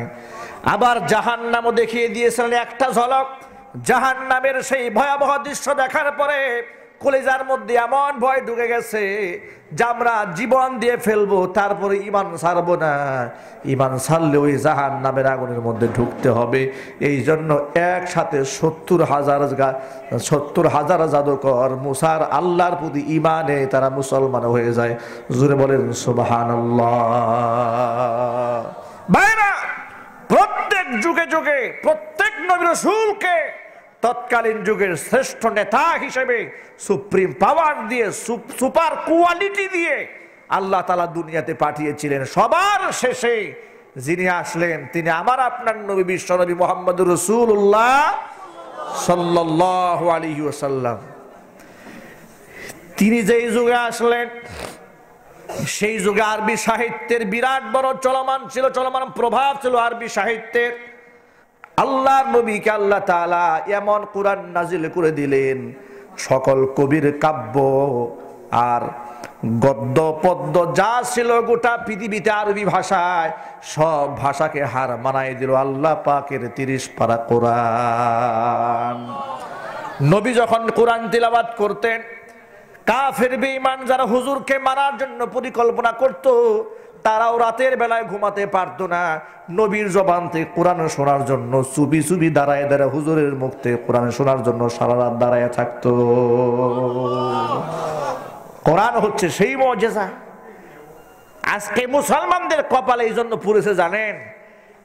মূল কারণ হলো যে কোরআন দিয়ে ১৫০০ বছর আগে অন্ধকার সমাজ আলোকিত হয়েছিল, যে কোরআনটাকে জীবনের অবলম্বন মনে করে অমানুষ মানুষ হয়েছিল, শুধু অমানুষ মানুষ হয়নি, গোটা পৃথিবীর সকল মানুষের মডেল যারা হয়েছিলেন, আজকে সেই মুসলমানের কাছে কোরআন হচ্ছে সবচাইতে নিগৃহীত, সবচাইতে নির্যাতিত কিতাব, সবচাইতে অবহেলিত কিতাব, পরিত্যক্ত কিতাব। এই কোরআন শরীফ যুগের পর যুগ ঘরের তাকিয়ার মধ্যে পড়ে থাকে, ঘরের মা বোনরা একটা দিনের জন্য সারা বছরে খুলেও দেখে না। জোরে বলেন না কথা ঠিক কিনা? সারা বছর চলে যায়, একটা বার খুলেও দেখে না। আমারই তো ছোটবেলার কথা মনে আছে, ছোট্টবেলায় যখন আমরা মক্তবে চলে যেতাম, আমার বয়স তো খুব একটা বেশি হয়নি, রানিং 30 বছর চলে, তাহলে ধরেন আজ থেকে প্রায় 20-25 বছর আগের কথা। এই 25 বছর আগে দেখতাম ছোটবেলায় যখন আমরা 5-6 বছর বয়সে কায়দা নিয়ে মক্তবে যেতাম, বিভিন্ন ঘরের ভেতর থেকে মহিলাদের গুনগুন আওয়াজে কোরআন শোনার, তিলাওয়াত করার শব্দ পাওয়া যেত, ঠিক কিনা? আমার আগে যারা দুনিয়াতে এসছেন আপনারা আরো বেশি দেখেছেন। সকালবেলা ফজরের পরে প্রায় ঘরে মহিলারা ঝুলে ঝুলে কোরআন শরীফ পড়তেন, এটা আমরা দেখেছি। কিন্তু বড় হওয়ার পরে কি হলো এ জাতির, কি গ্রাম, কি শহর, কি নগর, কি বন্দর, কোরআনের আওয়াজ কোনো একটা ঘর থেকে বের হবে দূরের কথা, সকাল 9টা পর্যন্ত লাট সাহেবের বেটির ঘুমই ভাঙে না। কথা বলছেন না কেন? ঠিক কিনা বলেন? এ জাতি মার খাবে না কোন জাতি মার খাবে? এই যে সকাল 10টা বন্ধ ঘুমায়, তার কারণটা লক্ষ্য করেন। ফজরের সময় ঘুম ভাঙে না, কোরআন তেলাওয়াত করার মজা পায় না, তার কারণটা কি? তার কারণ হলো রাত 12টা পর্যন্ত, 1টা পর্যন্ত, 2টা পর্যন্ত টেলিভিশনের সামনে বসে থাকে, ঠিক কিনা? টেলিভিশন যদি 12টা 1টা পর্যন্ত চলে, সে ঘুমাবে কখন? ও যদি ঘুমায় ফজর হবে কখন? ফজর যদি না হয় তার কোরআন শরীফে পড়ার তো প্রশ্নই আসে না, ঠিক কিনা? এ জাতি ধীরে ধীরে পিছিয়ে যাচ্ছে, পিছিয়ে যাচ্ছে জাতি, কোরআন শরীফ অবহেলার পাত্র হয়ে গেছে। তারা মনে করে ইহুদি এবং খ্রিস্টানের রেখে যাওয়া পথের মধ্যে সম্মান আছে। আল্লাহর কসম, কোরআনের মধ্যে মুসলমানদের ইজ্জত লুকিয়ে আছে। এ মুসলমান যদি পশ্চিমা কালচারকে পায়ের নিচে পদদলিত করে কোরআন এবং সুন্নাহর আদর্শকে সমাজের মধ্যে এস্টাবলিশ করতে পারে, ডোনাল্ড ট্রাম্পের মতো নর পশুরা মুসলমানদের সামনে সেজদা দিতে বাধ্য হবে। আমার প্রিয় বন্ধুগণ, কিন্তু বড় আফসোসে মুসলমানদের জন্য, নবী করিম সাল্লাল্লাহু আলাইহি সাল্লামের উপর নাজিল হয়ে গেল কোরআন, সমাজের মধ্যে আলো শুরু হয়ে গেল, অন্ধকার ও দূরীভূত হওয়া শুরু হয়ে গেল। আল্লাহ পাক ঘোষণা দিয়ে দিলেন, কদ জাআকুম মিনাল্লাহি নূর,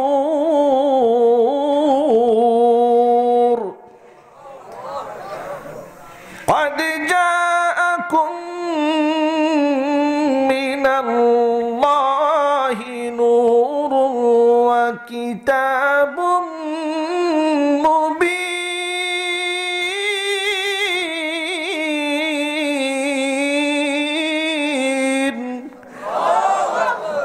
আমি আল্লাহর পক্ষ থেকে 2টা জিনিস আসলো। কয়টা জিনিস? সবাই 2 আঙ্গুল উঁচা করেন, বলেন কটা জিনিস? কদ জাআকুম মিনাল্লাহি নূরুন ওয়া কিতাবুম মুবিন। একটা হলো নূর, আরেকটা হলো স্পষ্ট কিতাব।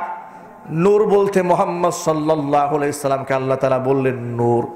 এই নূর মানে লাইটের নূর না, এই নূর মানে আলোর নূর নয়। এই নূর হলো হেদায়েতের নূর, এই নূর হলো মূর্খতার অন্ধকার থেকে মানুষদেরকে ইলমে এবং জ্ঞানের আলোয় আলোকিত করার নূর। জিহালাত, মূর্খতা, অজ্ঞতা, কুফরি, শিরক, বিদআতের অন্ধকার থেকে মানুষদেরকে আলোর পথে আনার নূর হচ্ছে আমার আপনার নবী মুহাম্মদুর রাসূলুল্লাহ সাল্লাল্লাহু আলাইহি ওয়াসাল্লাম। সমাজের মধ্যে নূর আসলো। যে সমস্ত লোকেরা মহিলাদেরকে নিজের স্ত্রীর গর্ভে যদি মেয়ে বাচ্চা হতো, মেয়েদেরকে জীবন্ত দাফন করে ফেলেছে, যারা তারাই মেয়েদের জন্য চোখের পানি ছেড়ে কেঁদেছে। কোরআনে কারীমের মধ্যে আল্লাহ তাআলা বলেন, আল্লাহ সুবহানাহু ওয়া তাআলা বলেন, ওয়া ইযা বুশশিরা আহাদুহুম বিল উনসা যাল্লা ওয়াজহুহু মুসওয়াদ্দান ওয়া হুয়া কাযীম। কন্যা সন্তান হয়েছে, এই সুসংবাদ যখন তাদেরকে দেওয়া হয়েছে, দুঃসংবাদ মনে করে চেহারা কালো হয়ে গেছে, অন্তরে তারা ব্যথা পেয়েছে, লজ্জিত হয়েছে, অপমানিত হয়েছে।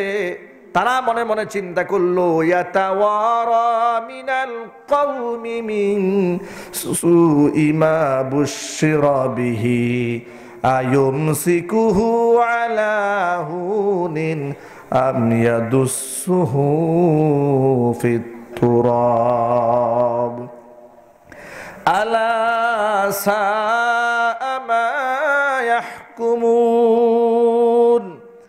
আল্লাহ তাআলা বলেন, কন্যা সন্তানের সুসংবাদ যখন দেওয়া হয়েছে, চেহারা কালো হয়ে গেছে, ব্যথায় ব্যথিত হয়েছে, লজ্জিত হয়েছে, মনে মনে চিন্তা করেছে, এই দুঃসংবাদ কেন কানে আসলো? আমি কি আমার সন্তানকে, এই মেয়ে সন্তানটাকে বাঁচায় রাখবো সমাজের লাঞ্ছনা গঞ্জনা বরদাস্ত করে, নাকি জিন্দা মাটির নিচে পুঁতে ফেলবো? এই ছিল যেই সমাজের অবস্থা। সেই সমাজের মধ্যে বিশ্বনবী মুহাম্মদ রাসূলুল্লাহ সাল্লাল্লাহু আলাইহি সাল্লাম ঘোষণা দিয়ে দিলেন, যে সংসারে, যে ঘরে সর্বপ্রথম কন্যা সন্তান হয়ে যায়, ওই ঘরের জন্য আল্লাহর রহমতের সবগুলো দরজা আল্লাহ খুলে দেয়। মেয়েদেরকে অপয়া মনে করো না, মাদেরকে দাসীবাদী মনে করা হতো। আল্লাহ নবী মর্যাদা উঠায় দিলেন। হুজুর বলেন, আল জান্নাতু তাহতা কদামিল উম্মাহাত, মায়ের পায়ের নিচে সন্তানের বেহেশত। জোরে বলেন সুবহানাল্লাহ। সমাজ আলোকিত হলো, কোরআনের নূরে নূরান্বিত হলো সমাজ, ইলমে নববীর আলোয় আলোকিত হলো। আমাদের সমাজে কোরআন দূরে যাচ্ছে, অন্ধকার আসতেছে, আধুনিকতা আসতেছে, অন্ধকার বেড়ে যাচ্ছে, আলো কমে যাচ্ছে। সেটা কোনটা? লাইটের আলো বাড়ছে, কিন্তু জিহালাত এবং মূর্খতার অন্ধকার বেড়ে যাচ্ছে। ঠিক কিনা? ঠিক কিনা? যেমন সমাজে এখন এই বুড়া মানুষ যারা আছেন, বৃদ্ধ মানুষ, তাদের প্রতি ছেলে সন্তানদের অবহেলা ক্রমান্বয়ে দিন দিন বেড়ে যাচ্ছে। এগুলো বোধহয় সিলেটে এখনো শুরু হয় নাই, সিলেটেও শুরু হয়েছে। সিলেটে একটা জিনিস ভালো, আমার কাছে ভালো লাগে, আমি সিলেটে একটু কম আসি। সিলেটে তেমন আমার আসা হয় না, খুবই কম আসি আমি। কারণ ঢাকা থেকে সিলেট আসার পথ, এই লম্বা পথ এবং পরিক্রমা গিরিপথের মতো হয়ে দাঁড়িয়েছে আমাদের জন্য। রাস্তাঘাটের যে যানজট পজিশন, এটা আপনাদের সবার জানা আছে। কত কঠিন সিচুয়েশন এই ঢাকা থেকে এখানে আসতে গেলে হয়। সারাদিন জার্নি করে আসতে ক্লান্ত হয়ে যায়। আমি যখন সিলেটের প্রথম প্রোগ্রাম আসলাম, কোথায় যেন মনে নেই আমার, অনেক বড় বাড়ি। চিন্তা করলাম যে এই বাড়ি এত বড় কেন, এটা কি স্কুল নাকি? আমাদের এলাকাতে সরকারি প্রাইমারি স্কুল যেমন অনেক লম্বা থাকে না, আমি দেখে বললাম যে ভাই এটা কি স্কুল না মাদ্রাসা? তারা বলে হুজুর এটা স্কুলও নয়, এটা মাদ্রাসাও নয়, এটা আমাদের বাড়ি। বললাম এত বড় বাড়ি, কতগুলো রুম আছে এর মধ্যে? তারা বলেন প্রায় এই 25-30টা রুম হবে। এত রুমে থাকে কে? এত মানুষ আছে নাকি বাড়িতে? বলে হ্যাঁ আছে। তো কিভাবে আছে? বলে আমরা জয়েন্ট পরিবার, জয়েন্ট ফ্যামিলি।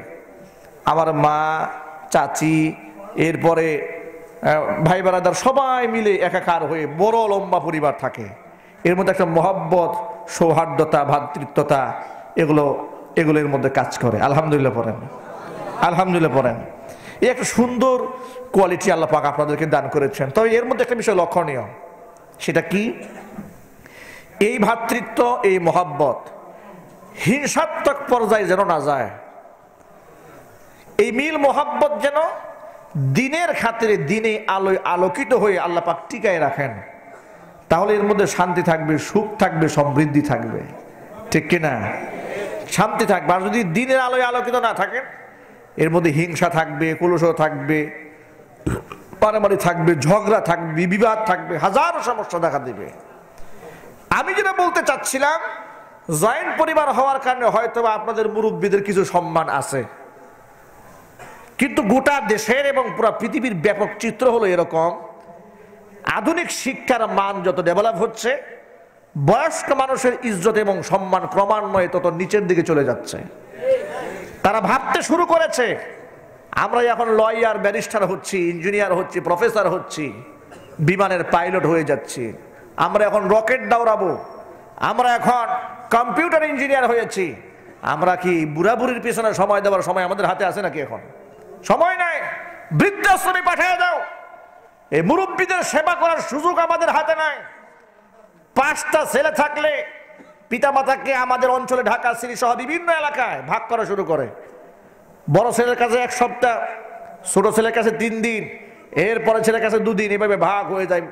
যার কারণে বাংলাদেশের বিভিন্ন জায়গায় বর্তমানে বৃদ্ধাশ্রম, বয়স্ক পুনর্বাসন কেন্দ্র গড়ে উঠছে।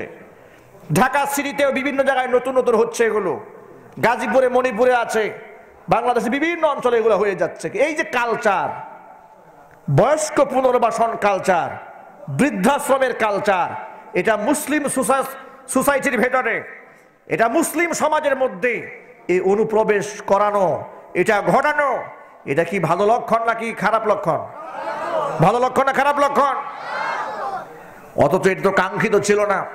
এটা খ্রিস্টানরা করেছে, ইউরোপ আমেরিকাতে, লন্ডনে করেছে। আশা করেছে তো করেছে, ওরা করেছে, কিন্তু মুসলিম হয়ে কি করে আমরা করছি? ওদের কাছে ওদের বাপ মা বুড়া বুড়ি হয়ে গেলে বোঝা হয়ে যায়, কিন্তু কোন ইমানদার বান্দাবান্দির কাছে পিতামাতা বুড়া বুড়ি হয়ে গেলে বোঝা হওয়ার তো প্রশ্নই আসে না। কারণ কোরআনে কারীম শিক্ষা দিয়েছে, বাপ মা শব্দ করলেও যদি কষ্ট লাগে, বাপ মার সামনে শব্দও বলা যাবে না, হারাম। চোখ রাঙায়া তাকানো যাবে না, অশালীন ভাষায় কথা বলা যাবে না। ওয়াকুল লাহুমা কওলান কারীমা, সম্মানজনক কথা বলতে হবে। এই কথাগুলো শিখিয়ে দিল কোরআন। শুধু তাই নয়, বাপ মার জন্য দোয়া করতে বলা হয়েছে। আল্লাহ সুবহানাহু ওয়া তাআলা বলেন, ওয়াখফিদ লাহুমা জানাহাদ-দুল্লি মিনার রাহমাতি ওয়া কুর রাব্বিরহামহুমা কামা রাব্বায়ানি সগীরা। পিতা মাতার জন্য করুণার ডানা বিছায়া দাও, মোহাব্বতের ডানা বিছিয়ে দাও। পিতা মাতার জন্য আমি আল্লাহর কাছে এই কথা বলে দোয়া করো, রব্বিরহামহুমা কামা রাব্বায়ানি সগীরা। আয় আল্লাহ তাআলা, আমার বাপ মা শিশুকালে আমাকে যেভাবে আদর করে, স্নেহ করে লালন পালন করেছে, আয় আল্লাহ তাআলা আমার বাপ মাকে তোমার রহমতের কুলে সেইভাবে লালন পালন করো। এই দোয়াটার গভীরতা কতটুকু আমি যখন ছাত্র জীবনে কিংবা নিজে পিতা হওয়ার আগে এই আয়াতটা তরজমা পড়তাম, এর গভীরতা আমার বুঝে আসে নাই। আল্লাহ রাব্বুল আলামিন আমাকে একটা কন্যা সন্তান দান করেছেন, 1.5 বছর বয়স এখন, আলহামদুলিল্লাহ। এই পিতা হওয়ার পরে এই আয়াতের গভীরতা এবং তাৎপর্য আমার কাছে স্পষ্ট হয়েছে যে আল্লাহ পাক কি দোয়া করতে বললেন বাপ মার জন্য। রব্বিরহামহুমা কামা রাব্বায়ানি সগীরা, এখানে লক্ষ্য করেন, এরকম আল্লাহ পাক শিখান নাই যে আল্লাহ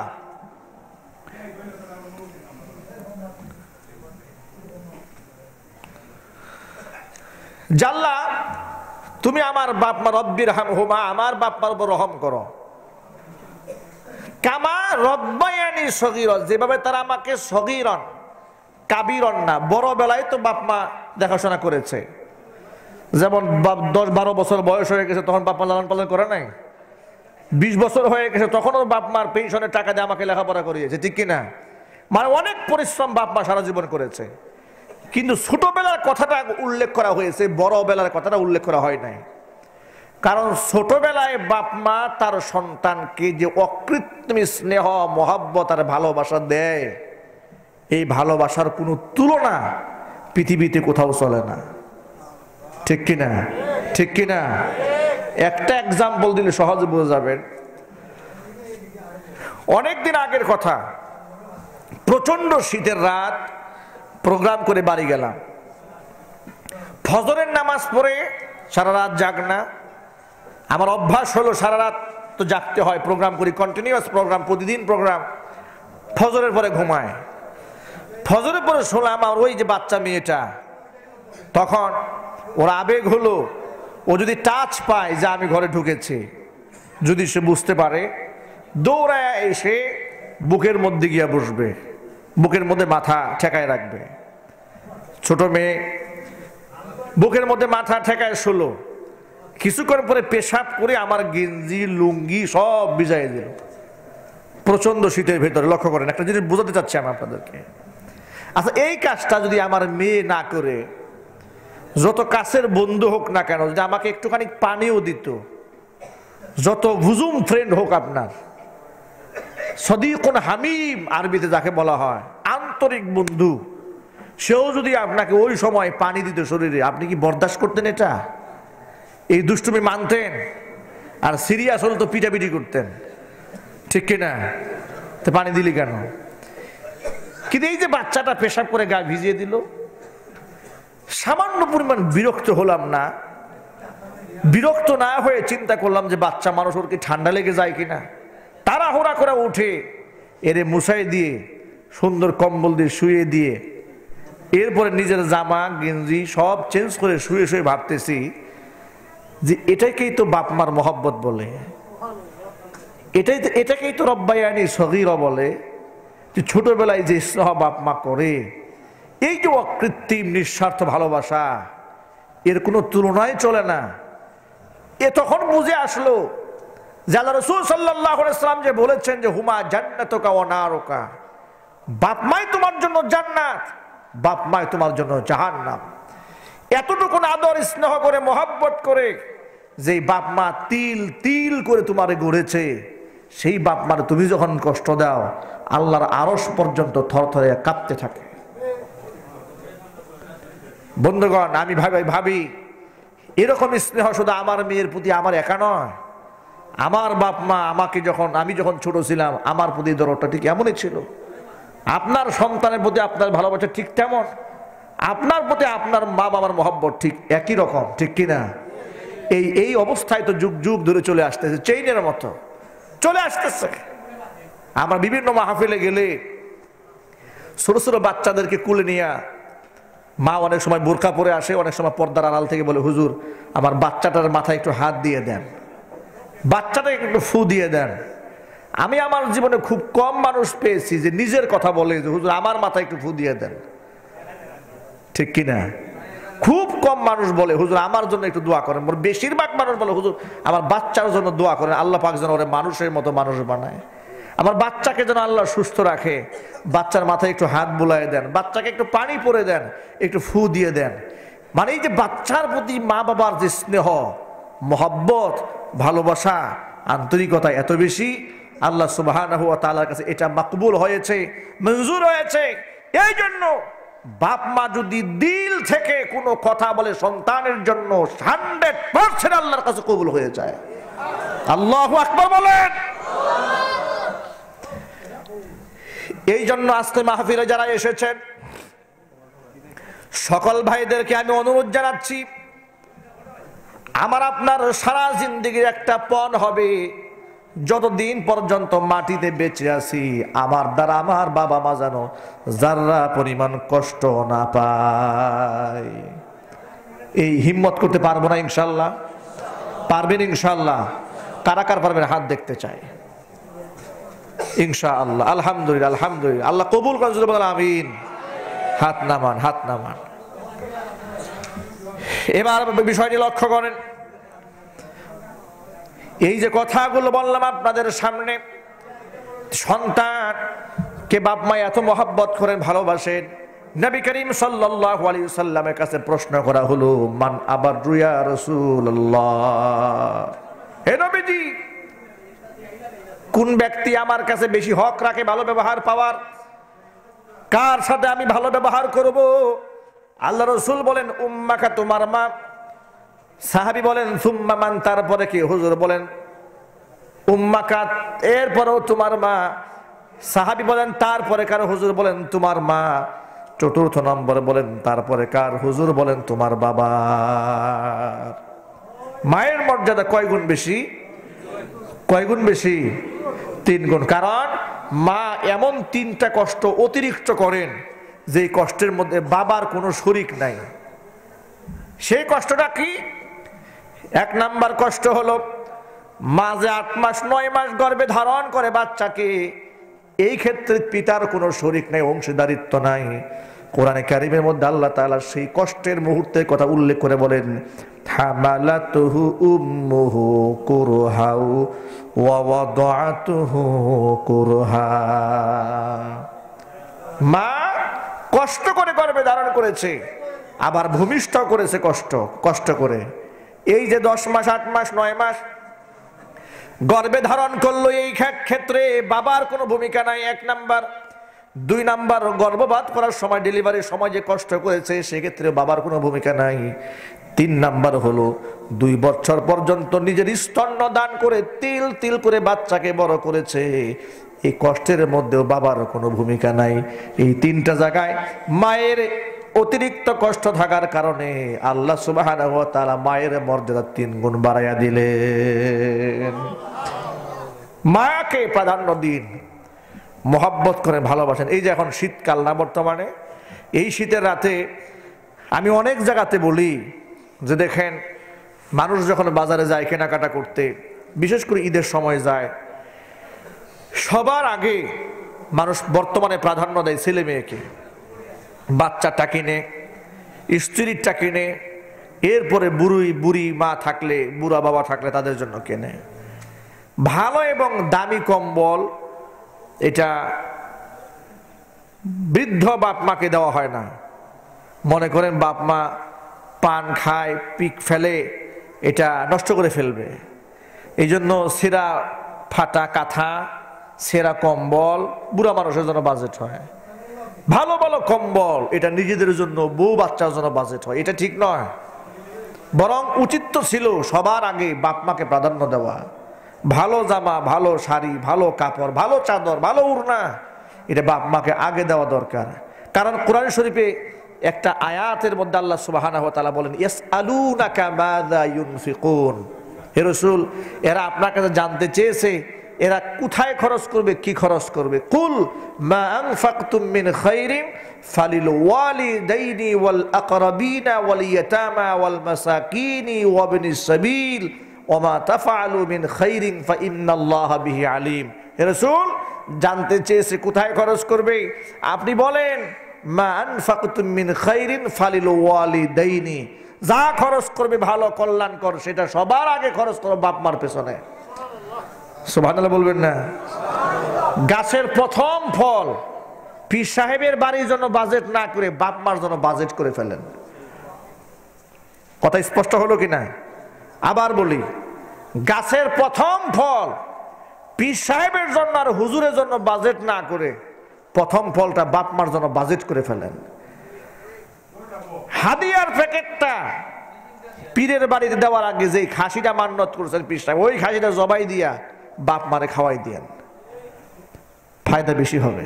কসম আল্লাহর ফায়দা বেশি হবে, বাপ মারে খাওয়াই দেন।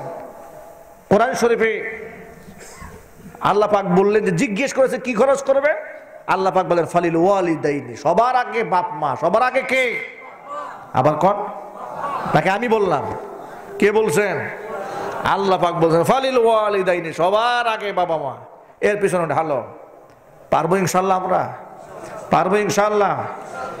আর আমি বাবা মা যারা আছেন তাদেরও দায়িত্ব অবহেলা আছে সমাজ নষ্ট হয়ে যাওয়ার পেছনে। একটি কথা সকলকে মনে রাখতে হবে, আমি যদি আমার সন্তানকে দিন না শেখাই, ইমান না শেখাই, কোরআন না শেখায়, আমার সন্তান যত ওয়াজি হুজুরা করুক না কেন, সমাজ ভালো হবে না, এই সংসার ভালো হবে না, দেশ ভালো হবে না, দুর্নীতি মুক্ত হবে না, সুদ মুক্ত হবে না, ঘুষ মুক্ত হবে না, জেনা মুক্ত হবে না, যদি সন্তানকে কোরআন শেখাতে না পারি। ঠিক কিনা? আমরা সন্তানদেরকে কোরআন শেখাবো ইনশাআল্লাহ, নিজেরাও কোরআন পড়বো। কোরআন তিলাওয়াতের অভ্যাস তো চলেই গেছে, আজকে থেকে অভ্যাস করবো ইনশাল্লাহ। পারবো না ইনশাল্লাহ? দৈনিক দুই একটা সূরা পড়ার অভ্যাস করেন। দুই একটা সূরা পড়ার অভ্যাস করা যায় কিনা? ফজরের নামাজের পরে সূরা ইয়াসিন, এশারের নামাজের পরে সূরা মুলক, মাগরিবের নামাজের পরে সূরা ওয়াকিয়া আমল করেন। আল্লাহর নবী রাহমাতুল লিল আলামিন বলেন, আমার মনে চায় আমার প্রত্যেকটা উম্মতের দিলে দুইটা সূরা মুখস্থ থাকুক। আমার মনে চায়, আমার দিল চায় আমার প্রতিটা উম্মত দুইটা সূরা মুখস্থ জানো। এক নাম্বার সূরা হলো সূরা ইয়াসিন, দুই নাম্বার হলো সূরা মুলক। সূরা ইয়াসিন কোন বান্দা যদি একবার তিলাওয়াত করে, নবী করিম সাল্লাল্লাহু আলাইহি ওয়াসাল্লাম বলেছেন 10 বার কোরআন শরীফ পড়ে খতম করলে যা সওয়াব হতো, বান্দার আমলনামায় একবার সূরা ইয়াসিন পড়লে সেই সওয়াব লিখে দেওয়া হয়।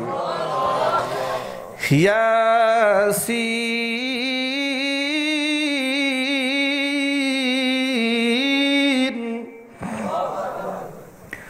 ওয়াল কুরআনিল হাকীম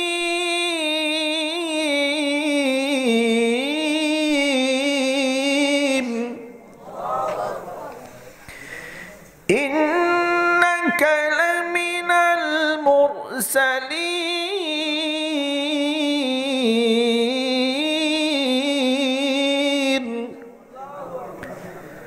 আলা সিরাতিম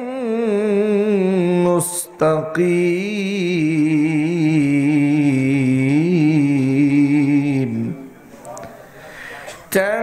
তানজিলাল আজিজির রাহিম।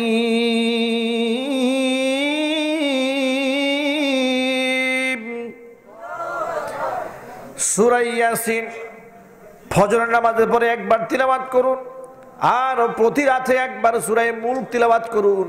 হুজুরে পাক সাল্লাল্লাহু আলাইহি সাল্লাম বলেন, সূরা মুলকের আরেকটা নাম হলো সূরাতুল মুনজিয়া।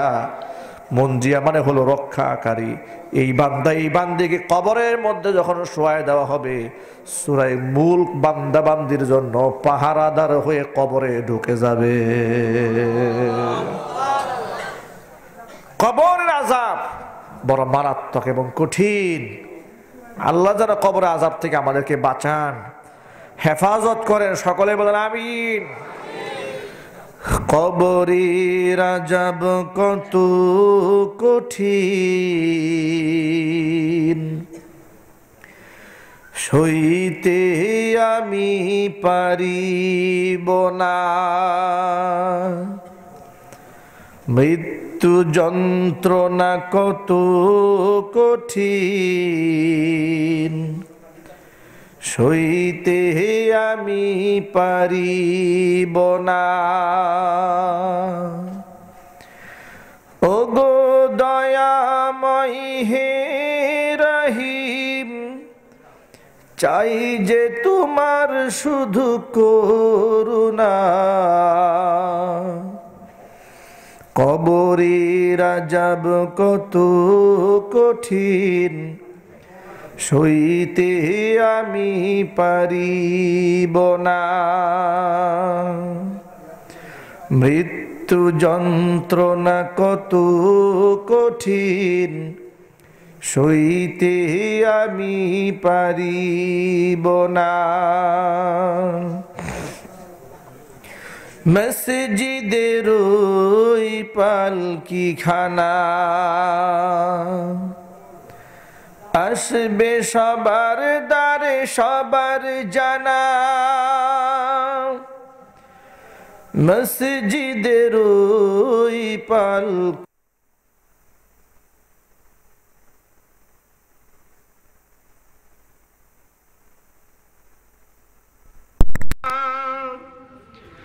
বড়ই পাতার গরম পানি গোসল দিবে তোমায় সব জনা। গোসলে শেষে সাদা কাফনে চির বিদায় দিবে হে মনা। গোসলে শেষে সাদা কাফনে চির বিদায় দিবে হে মনা মুনকার নাকির আসবে পাশে সুয়াল করিতে আমার কাছে মুনকার নাকির আসবে পাশে সুয়াল করিতে আমার কাছে সেই সুয়ালের সঠিক জবাব আমাকে ভুলে দিও না কবরের আযাব কত কঠিন সইতে আমি পারিব না মৃত্যু যন্ত্রণা কত কঠিন সইতে আমি পারিব না ওগো দয়াময় হে রহিম চাই যে তোমার শুধু করুণা কবরের আযাব কত কঠিন সইতে আমি পারিব না মৃত্যু যন্ত্রণা কত কঠিন সইতে আমি পারিব না আল্লাহ তাআলা আমাদের সকলকে কবরের আযাব থেকে হেফাজত করেন সকলে জোরে বলুন আমিন বন্ধুগণ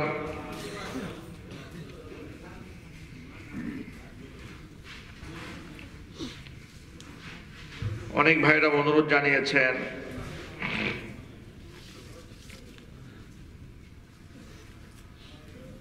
আজানের অংশ বিশেষ শোনাবার জন্য আসলে ইউটিউবে খুশরু ভাই উনি আজান শোনার জন্য খুব আগ্রহ আসার পরে আমাকে বলছে হুজুর আপনি আমাদের ইশারের আজানটা দিয়েন ইউটিউবে অনলাইনে আমার একটা আজান আছে এটা ওই কুমিল্লা একটা মাহফিলে আলোচনা প্রসঙ্গে শ্রোতাদের অনুরোধে দেওয়া হয়েছিল এটা ইউটিউব অনলাইনে ভাইরাল হয়েছে দেশ বিদেশ এখন আজানের প্রতি মানুষের ভক্তি এত বেশি দেখলাম বিদেশে গেলাম মাহফিলে সেখানেও মানুষ আজান শোনার জন্য ধরেছে আজান শুনবে আজানের প্রতি এত আসক্তি এটা ভালো লক্ষণ আলহামদুলিল্লাহ আলহামদুলিল্লাহ মানুষ তো নাটক গান সিনেমা এগুলোর প্রতি আসক্তি হয় আজানের প্রতি কোরআন তিলাওয়াতের প্রতি ওয়াজ নসিহতের প্রতি আকর্ষণ থাকা ভালো আল্লাহ তাআলা তাদের ঈমানের জজবাকে কবুল করেন আমিন গরমটা কি আছে না থাকলে তো নাই ঠিক আছে এখন রাতও অনেক গভীর রাত 11:30 বাজে বাড়ির ভিটায় বাড়ির আঙিনায় পুরো পরিবারের অনেকেই জানালেন যে আমেরিকাতে তারা থাকেন এমন একটা দেশের অমুসলিম অধ্যুষিত দেশে থেকেও ইসলামের সংস্কৃতি যারা লালন করেন নিঃসন্দেহে তারা আল্লাহ পাকের মাহবুব পিয়ারা বান্দা বান্দি ঠিক কিনা পরিবেশে তো মানুষ নষ্ট হয়ে যায় তারা সেখানে গিয়েও আল্লাহ পাককে ভুলে যাননি এটা তার আরেকটা প্রমাণ আল্লাহ তাআলা তাদের ইজ্জতের মধ্যে বরকত দান করেন আমলের মধ্যে আল্লাহ তাআলা কামাল দান করেন আল্লাহ পাকের নূর আলা নূর দান করেন সকলে জোরে বলেন আমিন আজানকে একটু শোনাতেই হবে হ্যাঁ সবার আগ্রহ খোকা খোকা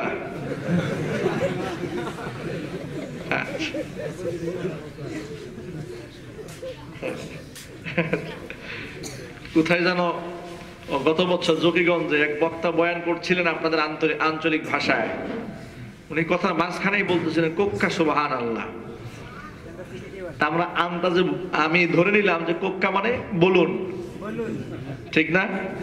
আরবিতে কুল, এই কুল থেকে কোক্কা।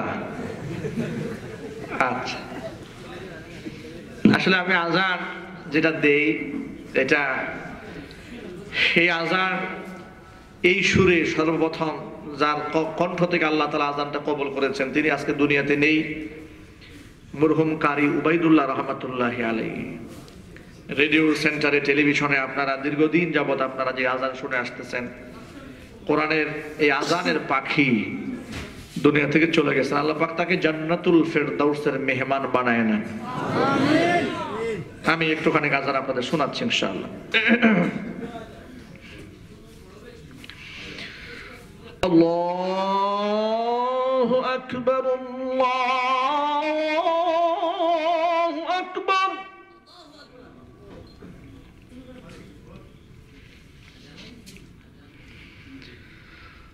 আল্লাহু আকবার,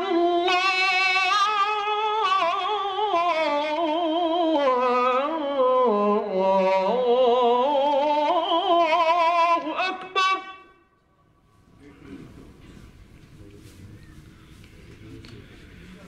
আশহাদু আল্লা ইলাহা ইল্লাল্লাহ।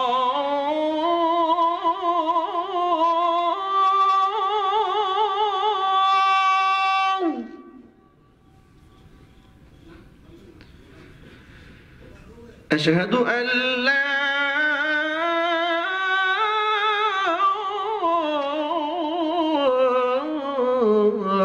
إله إلا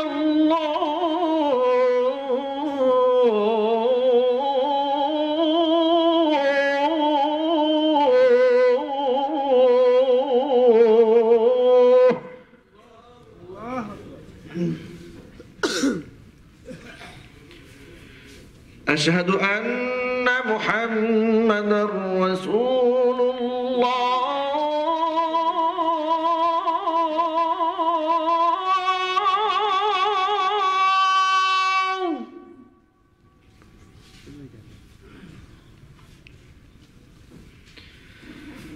أشهد أن محمدا رسول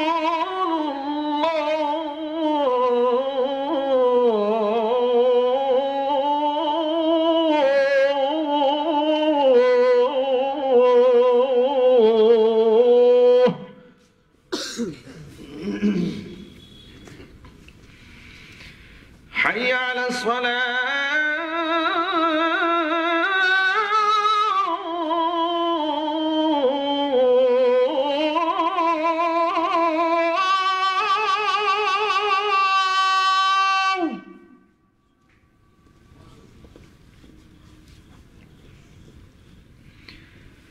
حي على الصلاة.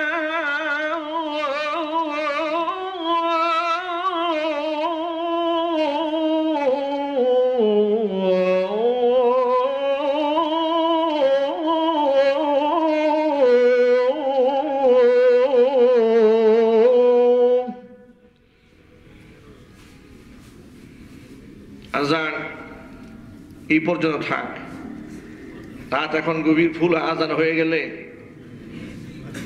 বিভিন্ন জায়গা থেকে আজান অনেক দূরে চলে যাচ্ছে। একটু ঘুমে যারা মোটামুটি ঘুমায় গেছে সব লাফায় উঠবে, ফজরের সময় হয়ে গেছে দৌড় দাও। আর মুরব্বী যারা ঘুরির টাইম ঠিক মতো জানে না তারা তো দৌড়ে মসজিদেই চলে যাবে। তো যাই হোক, এটা খুসরু ভাই সহ অনেক ভাই বোনদের আবেদন ছিল আজানটি শোনাবার জন্য। শোনালাম। আল্লাহ তাআলা আমাদের সকলকে ইসলামের প্রতিটি ঐতিহ্যের সাথে মহব্বত জড়িয়ে রাখার তৌফিক দান করেন। আল্লাহ তাআলা যেন আমাদেরকে আমলি জিন্দেগি দান করেন। সকলেই বলেন আমিন। আল্লাহ তাআলা আমাদের সকলকে 5 ওয়াক্ত নামাজি হিসেবে কবুল করেন।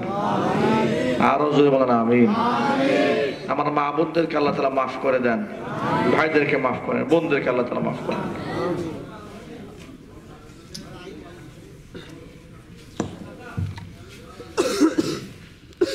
আলহামদুলিল্লাহ। নামাজ শুরু করার আগে নিয়ত করতে হয় না পড়তে হয়? কোনটা? নিয়ত করা ফরজে আইন, নিয়ত করা ফরজে আইন। ইন্নামাল আমালু বিন্নিয়াত, এটা বুখারী শরীফের প্রথম হাদিস। ইন্নামাল আমালু বিন্নিয়াত, সকল কিছুর দার ও মাদার, সবকিছু নির্ভর করে নিয়তের উপরে। এই জন্য নামাজের নিয়ত করতে হয়, নিয়ত পড়তে হয় না। কিন্তু আমাদের সমাজের নিয়ত পড়ার চেয়ে পড়ার আমলটা বেশি চালু আছে, ঠিক কিনা? দেখা গেল আপনার তাকবীরওয়ালার সাথে নামাজ আদায় করা, রাসূল পাক সাল্লাল্লাহু আলাইহি সাল্লাম বলেছেন একটা উট আল্লাহর রাস্তায় দান করে দেওয়ার চাইতে বেশি উত্তম। তাকবীরওয়ালা কি, ইমাম সাহেব তাকবীর বলার পর পরে কেরাত শুরু করার আগেই নামাজকে জামাতের সাথে শামিল হওয়া। কিন্তু আমরা এই সওয়াব থেকে বঞ্চিত হয়ে যাচ্ছি অনেকাংশে। নাওয়াইতু আর বলতে বলতে তাকবীরওয়ালা শেষ, ঠিক কিনা? এই জন্য নিয়ত পড়তে হয় না, নিয়ত করতে হয়। নিয়ত কাকে বলে? অন্তরের ইচ্ছার নাম হলো নিয়ত। ঘর থেকে বের হয়ে গেলাম, ওযু করলাম, নামাজে যখন দাঁড়াচ্ছি আমার অন্তরই তো বলে দিচ্ছে আমি কেন দাঁড়াচ্ছি, কয় ওয়াক্ত নামাজ জন্য যাচ্ছি, কয় রাকাত জন্য দাঁড়াচ্ছি। এটা মনে মনে আছে না? মনে মনে এই সংকল্প নিয়ে, ইচ্ছা পোষণ যে অন্তরে আছে, এই পরিকল্পনা নিয়ে দাঁড়ানো, এটাই নিয়ত হয়ে গেল। নিয়ত মুখে বলতে হবে না। আল্লাহ তাআলা বুঝে আমল করার তৌফিক দান করেন। নিয়ত করে মাজারে যাওয়া বা সিজদা করা কি জায়েজ? এটা তো বয়ানের মাঝখানে চলে এসেছে। মাজারে সিজদা দেওয়া হারাম। আর শুধু শুধু মাজারে যাওয়া, অনেক দূরে সফর, কাছাকাছি হলে এক জিনিস, সফর পরিমাণ দূরত্ব হয়ে গেলে শুধুই কবর জিয়ারতের জন্য সফর পরিমাণ দূরত্বে যাওয়া জায়েজ নাই। পৃথিবীর তিনটা স্পট ছাড়া, একটা হচ্ছে মসজিদে নববী, মসজিদে হারাম, আর একটা বাইতুল মুকাদ্দাস জেরুজালেমে। এই তিনটি জায়গা। আর সিজদা দেওয়া তো হারাম, এটা শিশু বাচ্চারাও জানে। আল্লাহ তাআলা আমাদের সকলকে এই ধরনের গুনাহ থেকে, শিরিক থেকে বেঁচে থাকার তৌফিক দান করেন। মানুষ মরে যাওয়ার পর 3 দিন, 11 দিন বা 40 দিন নির্ধারণ করে সিন্নি করা কি জায়েজ? এটাই দেখেন ছোট ছোট বাচ্চারাও জানে। এগুলো সব বেদাত। এগুলা কি? বেদাত। মানুষ মরে যাওয়ার পরে যদি তার কোনো ঋণ থাকে, ঋণ পরিশোধ করা ওয়ারিসিনদের দায়িত্ব। হজ যদি ফরজ হয়ে থাকে, হজ করে যায় নাই, বদলি হজ করলো, ঠিক কিনা? ঋণ যদি থাকে, ঋণ পরিশোধ করে দিল। কারোর সাথে মুআমালাতে কোনো ঝামেলা থাকলে আমি মিটিয়ে ফেললো। এগুলো হচ্ছে আত্মীয় স্বজনের দায়িত্ব। অতএব এই অনর্থক কাজ আল্লাহ তাআলা এগুলো থেকে আমাদেরকে বিরত থাকার তৌফিক দান করুন। সকলেই বলুন আমিন। এখন মোনাজাত হবে। মোনাজাতের পরে আপনাদের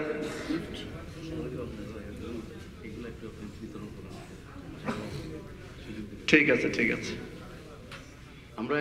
আমি আগে বলি ইব্রাহিম ইন্নাকা হামিদুম মাজিদ। اللهم بارك على محمد وعلى آل محمد كما باركت على إبراهيم وعلى آل إبراهيم إنك حميد مجيد. اللهم آمين. ربنا ظلمنا أنفسنا وإن لم تغفر لنا وترحمنا لنكونن من الخاسرين. ربنا لا تزغ قلوبنا بعد إذ هديتنا وهب لنا من لدنك رحمة إنك أنت الوهاب. ربنا آتنا ما وعدتنا على رسلك ولا تخزنا يوم القيامة إنك لا تخلف الميعاد.